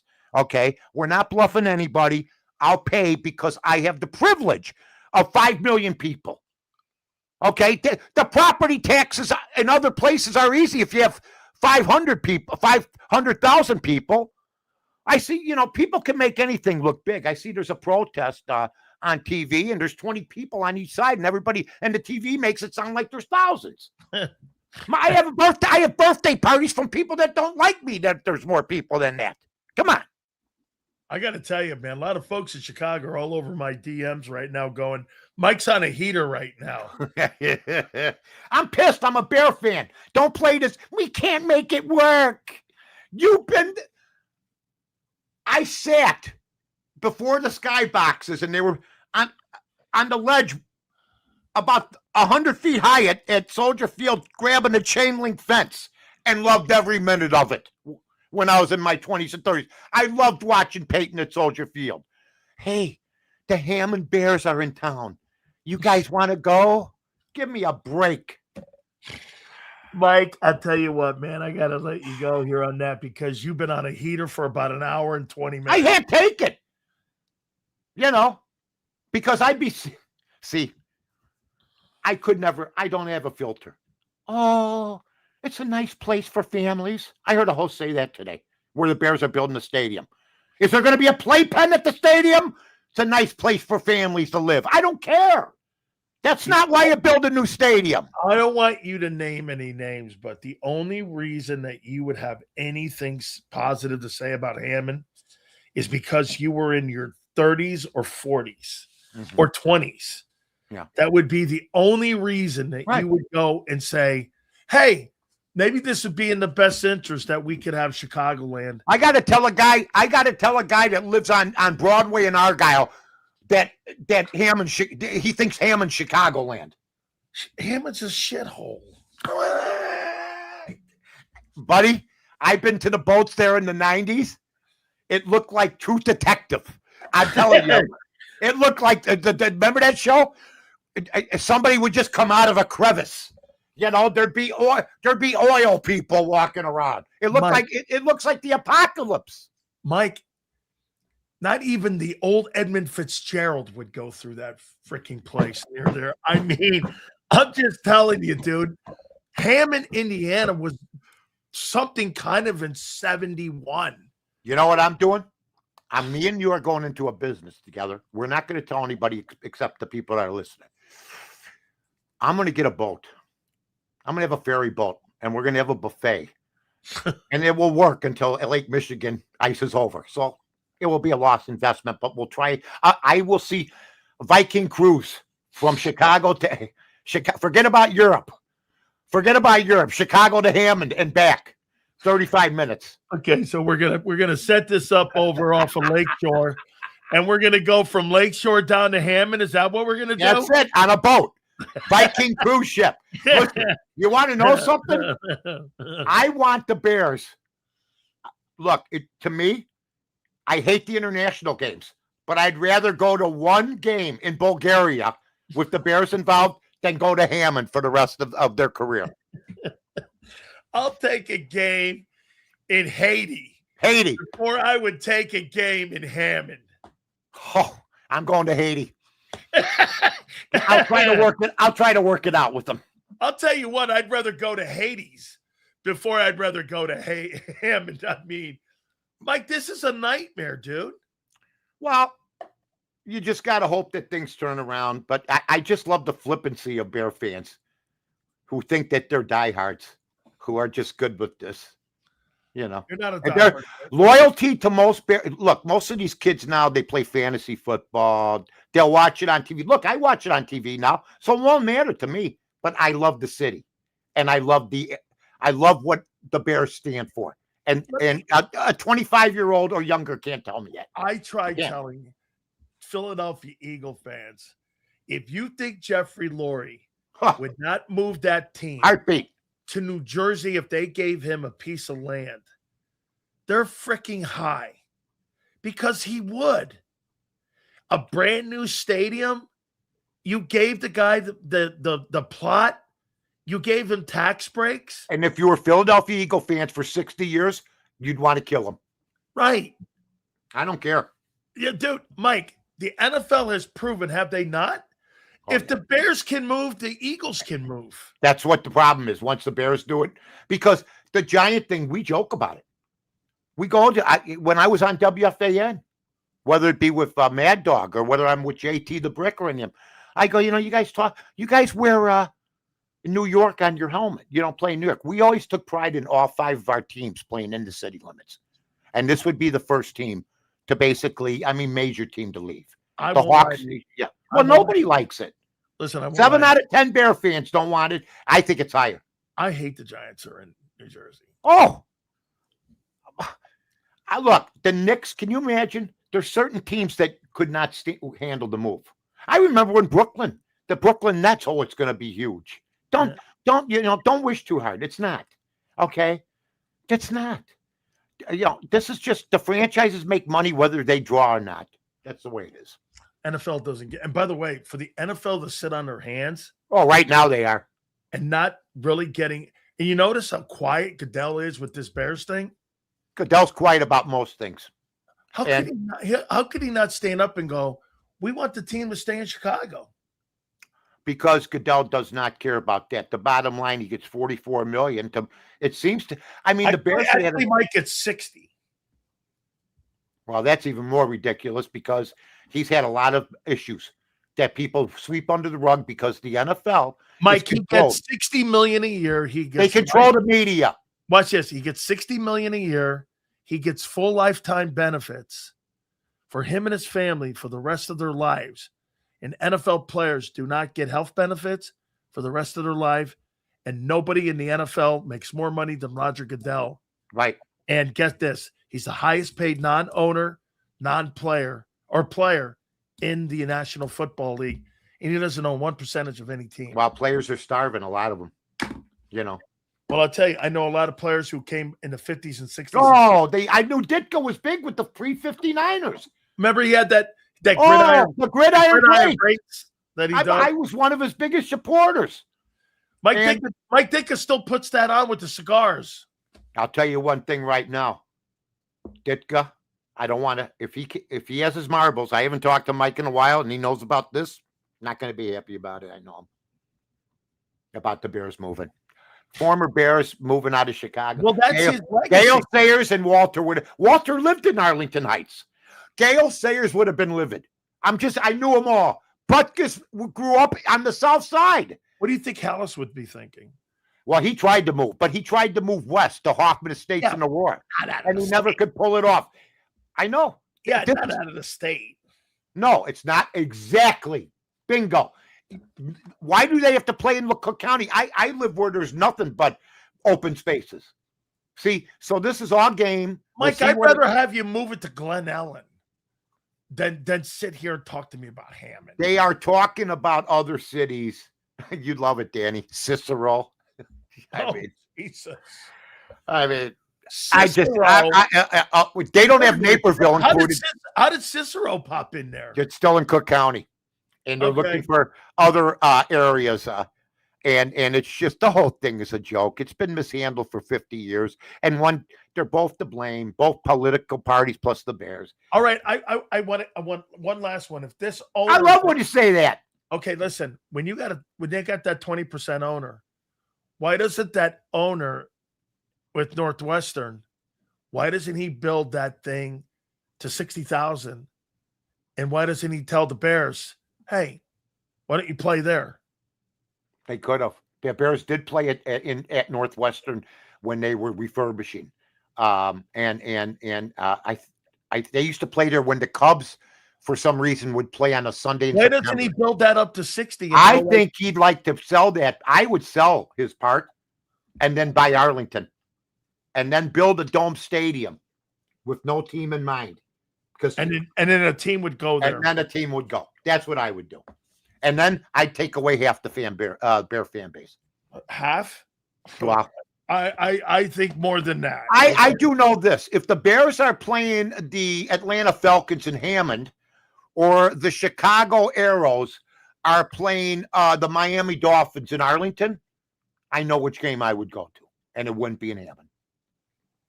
And that team in Hammond would not be the Bears. Well, we'll see, because they're trying to argue the 75-mile limit, but that doesn't cut.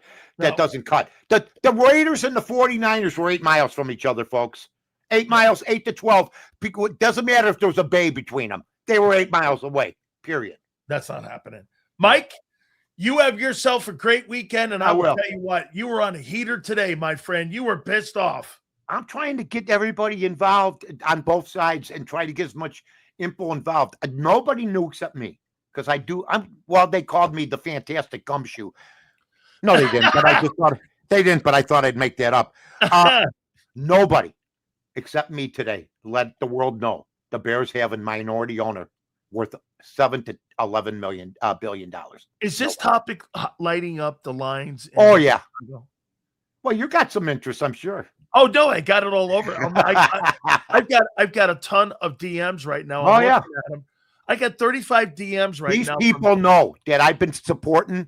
I've been the voice of the fans for 34 years on radio, Fox Sports Radio, ESPN 1000. The Score Sports Radio 670, Twitter, Barroom. I'm still on. I'm the only guy left from 35 years ago from that fantastic station we started, and we never took crap from any team, and we never would have let them off easy with what's going on. Have a great weekend, Mike. We'll see you next week, my friend. Thank you so much. All right, Danny. Take care and say hi to everybody. Bye-bye. You got it. That is Mike North. Make sure you check out his sensational work. Mike was on a heater today. Yeah, I've got over 30 DMs from people from Chicago. Here's a guy here. Eric Metz. Fuck the mayor. Here's another guy. Kevin.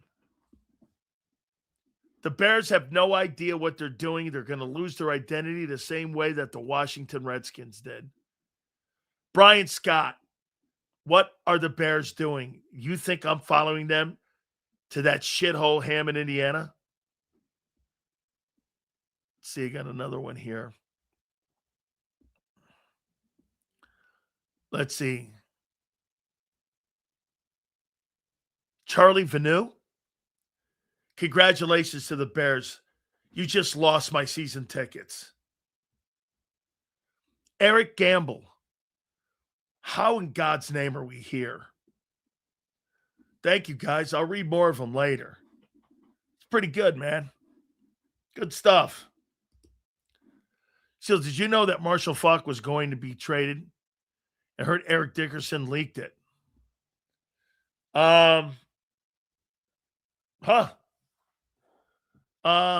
Now, Eric Dickerson, that didn't happen the same time. Oh, so did you know Marshall Faulk was going to be traded was going to be traded. Heard Eric Dickerson leaked it. That wasn't the same time. Dickerson was in the 80s when he got traded from the Rams to the Colts. And that was about, I would say, probably 10 years later that Dickerson or that Falk got traded from the Colts to the Rams. Now, if you're saying that Eric Dickerson leaked the Marshall Falk deal because Marshall told him, I think that's what you're saying. I think that's kind of where you're going there, if that's what you're saying. Says you take shots at Passaic, but compared to Hamron, it's Beverly Hills. No. I'm not. I don't have nothing against Passaic, New Jersey. I know. I got nothing wrong with the Passaic. I got you, Kyle. What I'm saying is that Jeffrey Lurie moving the team out of downtown Philadelphia to move it to Passaic, Eagle fans would riot. I'm moving that team out of downtown Philadelphia. That shit's not happening, dude. All right, let me pay some bills. The number one injury law firm in all of America for a reason is our friends at Morgan & Morgan. With over $30 billion recovered, that makes them number one. They are no firm like them. Folks, if you're ever injured on the job, I promise you, this will be the easiest decision you've ever made in your life. I told you about the family in PA here that was initially offered $650K. They got nearly $30 million in settlement. Or the family down in Florida who was offered $350,000. They got nearly $12 million in settlement. Go to forthepeople.com/big sales or pound love 529. That's forthepeople.com/big sales or pound love 529 and do me a favor. You tell them Big Sales sent you. Yeah! There's a reason the Karate Master was the number one salesman in the lumber department.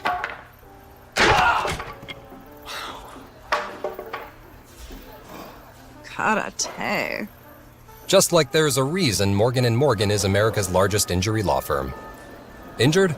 With over $25 billion recovered for our clients, there's a reason to go big. Morgan & Morgan, America's largest injury law firm. Ignite your nights with free live entertainment daily, only at Live Casino and Hotel Philadelphia's Center Bar. 7 days a week, enjoy some of the region's top party bands, performers, and DJs as they take the stage in the heart of the casino action.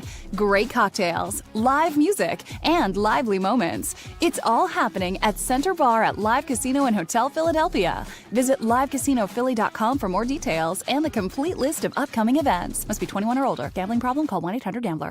This is Eric. When he got injured in a car accident, he called Morgan & Morgan. He not only gets a lawyer, he gets trial lawyers like Sam and Jessica who are in it to win it. He gets his own investigators with briefcases, leather ones. And if you ever have questions, our customer service folks keep things rolling. Injured? We're your army.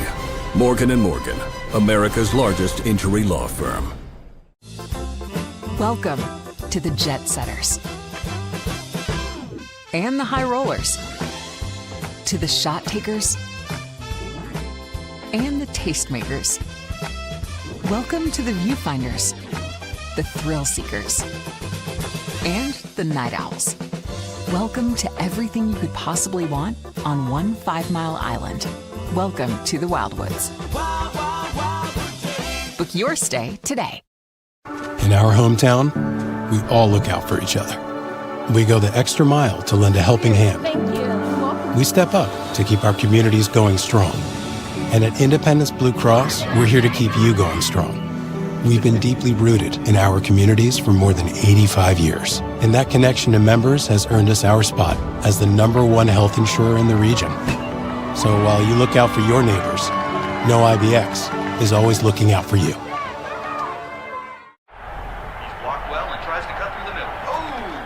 Your gut says Miami is going to win, and you should take the over.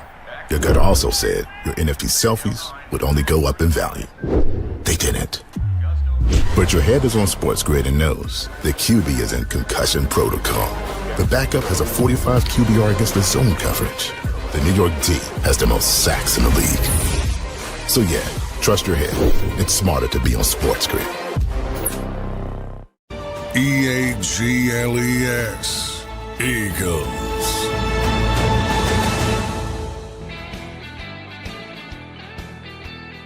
How about the Patriots have now jumped into the Max Crosby pursuit and trying to go get Max Crosby now. That's the new NFL rumor, that the Patriots are trying to get into the conversation to try to bring in Max Crosby. Dan, I see Laurie moving the stadium to Camden waterfront, 15 minutes over both the Ben and Walt Whitman. They've been trying to reform the Camden waterfront for years, plus they have the land for it. You know what? I heard Angelo the other day go like this. They'll never move that team out of Philly. Dude, the National Football League is not the same National Football League like it was a couple years ago. This dude glazes the Patriots a lot. Well, because they've won fucking 6 Super Bowls and they are the best franchise in the last 25 years. Let's talk about winning, guy. Glaze, I don't justifying myself to an idiot. If it was up to Laurie, he would move the Eagles to a synagogue for free. So throw me down that lane. Thank you. The New England D's no joke. Crosby would be a good addition for them. Yeah. Yes, it would be. So the Patriots now want to try to get Max Crosby. Put him next to Milton Williams. How about that? Good going for the one need. Hey, you put Crosby in that New England team? How you doing? Just think of it. Just think if over 100 years ago, if no one complained, we'd still be working 8-day work weeks. Thank a socialist for weekends so we can enjoy the birds on Sundays. Wow, that's some way to look at it. Kyle, he's anti-Semitic now. Who?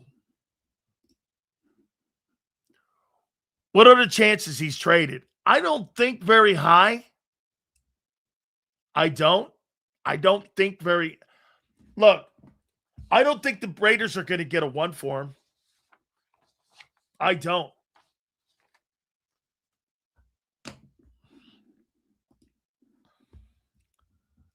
Okay. They said the Cowboys would never leave Dallas. Look at where they've been for over 10 years. Actually, the Dallas Cowboys have been in Arlington for Kyle. What was the first year? Well, the Cowboys played at the Cotton Bowl from 1960 until like 1972, 1. And from 72 or 1, they played in Arlington at the old Cowboy Stadium. And they've been in Arlington for a long time. The Cowboys have been in Arlington probably since 1973. So they've been there a long. They've been in Arlington a long time. Yeah, and the Rams are going to get Aaron Donald back. There's only one team that scares me, and that's the Rams. If Donald comes out of retirement, we're all screwed. I'm going on vacation next year.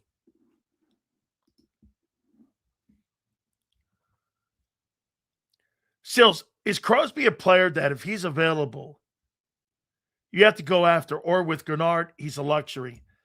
Man, I think the Eagles are fine with what they have at edge now.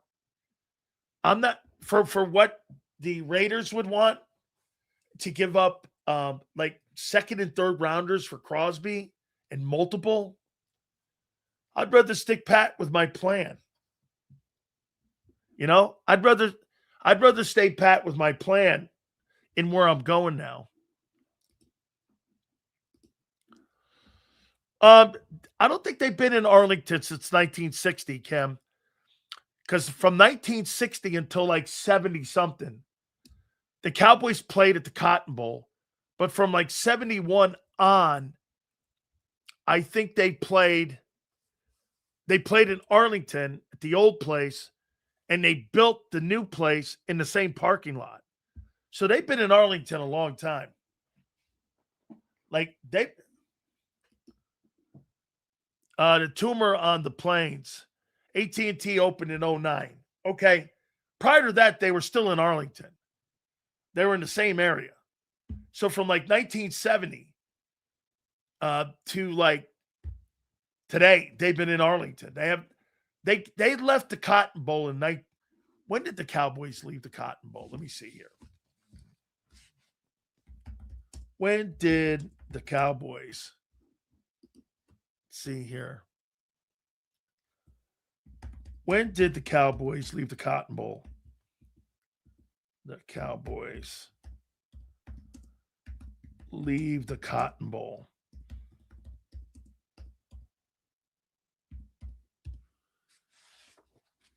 '71. They left the Cotton Bowl October 10th, 1971. So they've been in Arlington since 1970. Yeah. Oh, that's right, Coyote. It was Irving. The old place was Irving, not Arlington. It was Irving, Texas. You're right. It was Irving. Wasn't Arlington. It was Irving. You're dead right. Thank you, Coyote. 71 to 08, it was Irving. It was the old building. And Arlington, that's right, since 09. You're exactly right. Yeah, that's right. AZ, the Metroplex is so spread out. It's a huge area. You're dead right. Small world, Sills. I was born and raised in Passaic, New Jersey. How are you familiar with our tiny town? A.J. Brown threw that playoff game against the 49ers. Okay. Are you ready? Who's one of your most famous college football players of all time? Okay.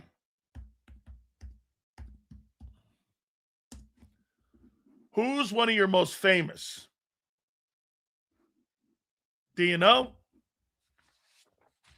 My friend, give me his name. One of the most famous players in the history of Passaic, New Jersey. I've got a pinched nerve in my neck because of that man. And we became friends since those days when he played in college. Can you name him, my friend? Born and raised in Passaic, New Jersey. Who is he? And I've actually been to a football camp that he put on in Passaic, New Jersey. Does anybody know who that legendary player was? Ironhead Hayward. Born in Passaic, New Jersey. That's where Ironhead. Where the hell did he go to school there? Let me see where Ironhead went to school. Where did he go to school? By the way, Cam's kid obviously played. Where did he play high school football? Where did he play high school football? I forget where he played high school ball. He was born in Passaic. He went to Passaic High. Yep, he went to Passaic High School. Then he went to Pitt. I played against him. What a beast. What an absolute beast he was, man. No, his first name's Craig. Craig Hayward. He was so freaking good when he was in college, his brother, for Pitt to get him to go there, they said this to him: "You got to give my brother a scholarship to go to Pitt." Pitt, I think Foge Fazio, I think it was Foge, and they went to him and they said this. They go, "Hey, okay, I'll give your brother a scholarship." That's how great Craig was in high school. He was a great player in high school.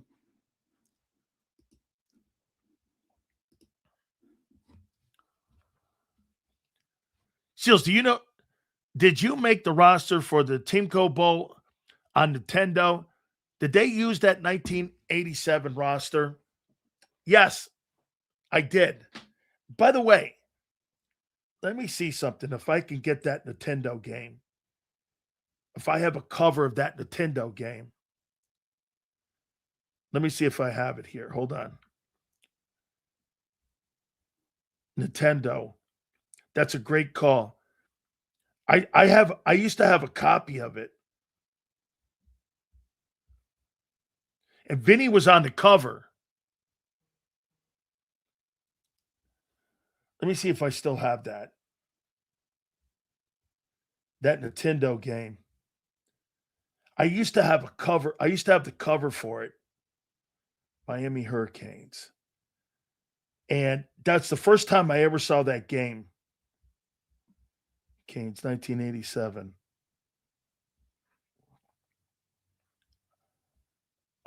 Man, do I have that cover? I still have the cover. Somewhere, like, somebody said something to me the other day about that. And I got that thing like, I'll have to look for that. But I had that cover. And it was a Nintendo game. Yeah, it was a Nintendo game. Yeah, at TCOM. Yes, I did. She goes, do you know Jeff Preston, former Team USA rugby captain? Is that the guy that did he play at Rutgers? And I think Jason Cole may have written a book about him.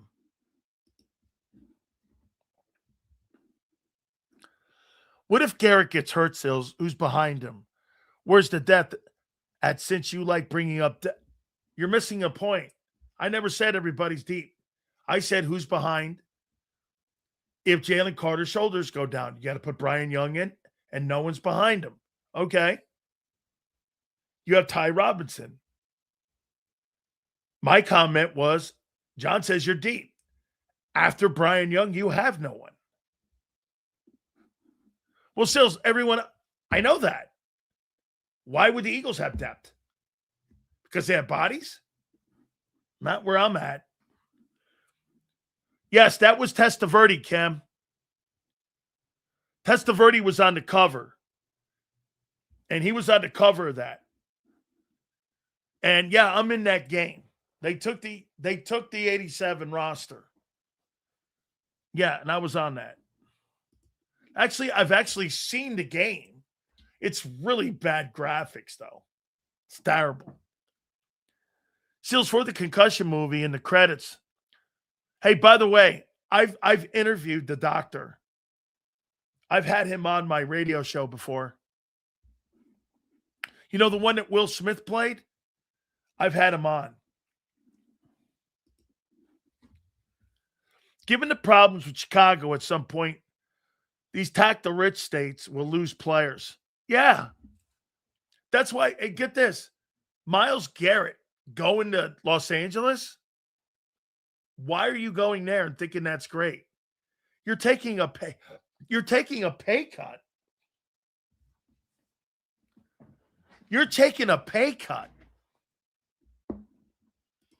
I told you, you live in Florida. When you live in Florida, you get 75 cents on the dollar. When you live in California, you get 50 cents on the dollar.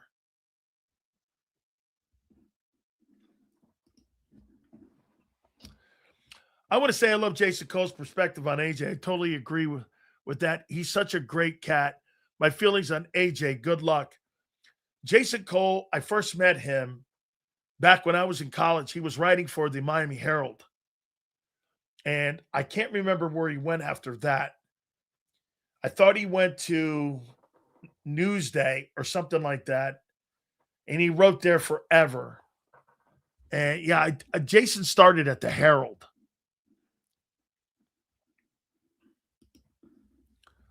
$40 million in LA and $40 million is different. Oh, you bet it is. $40 million in Cleveland versus $40 million in LA. Hey man, Taxman's going to take half that shit in California. Standard of living. Buying a strawberry's $18. You're taking a pay cut. Byron Young is the first backup at DT and Robinson's the second. All right. Yeah, and like I said, and in 2024, your backup was Moro Jomo and the other kid, Booker. Those were your backups then. Your backups now are Brian. Hey, let me ask you this, Pietis. You think your backups are better now than they were in 24? With Moro Jomo and Booker or Young and Robinson? Are you better today when you won the Super Bowl? Yes? No, and Eagle fans will say they are.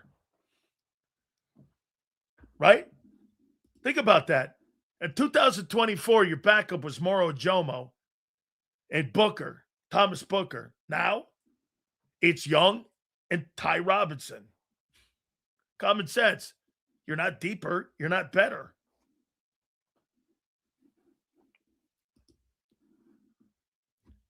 Yeah. Let's see here. We would bring guys in like we did with Phillips. Okay. So you would make moves in season and give up draft equity to bring in a D tackle. All right. Yeah. By the way, I'm not telling you anybody's deep.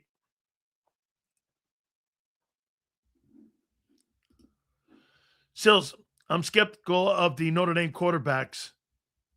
Who's been good since Montana? No one. Notre Dame hasn't had a quarterback since Montana. They've all stunk. You ever notice that? Notre Dame has not had a quarterback since Joe. The greatness of Brady Quinn. Like, what the hell did that guy ever do? I must have missed that. The greatness of Brady Quinn.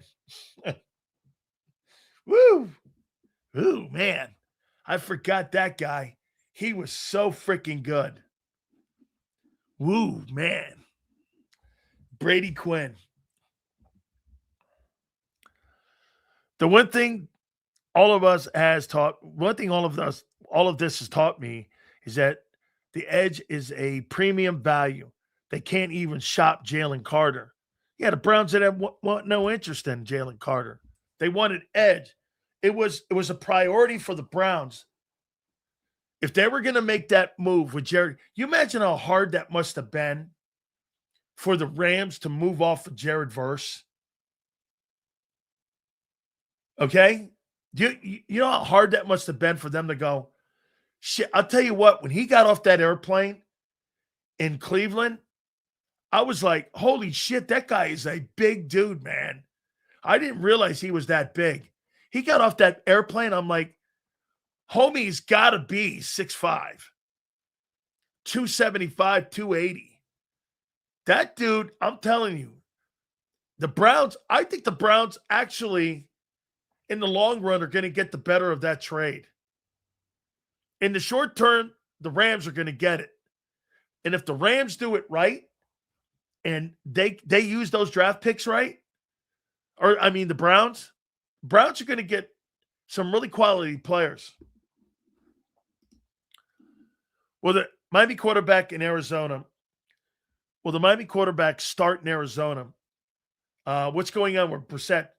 Yeah, Jacoby Brissett is holding out. And Carson Beck's there.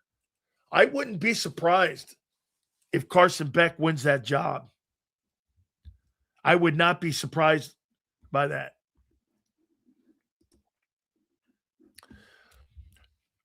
Notre Dame, they are one of the most overrated programs, always ranked high, always get smoked by good teams.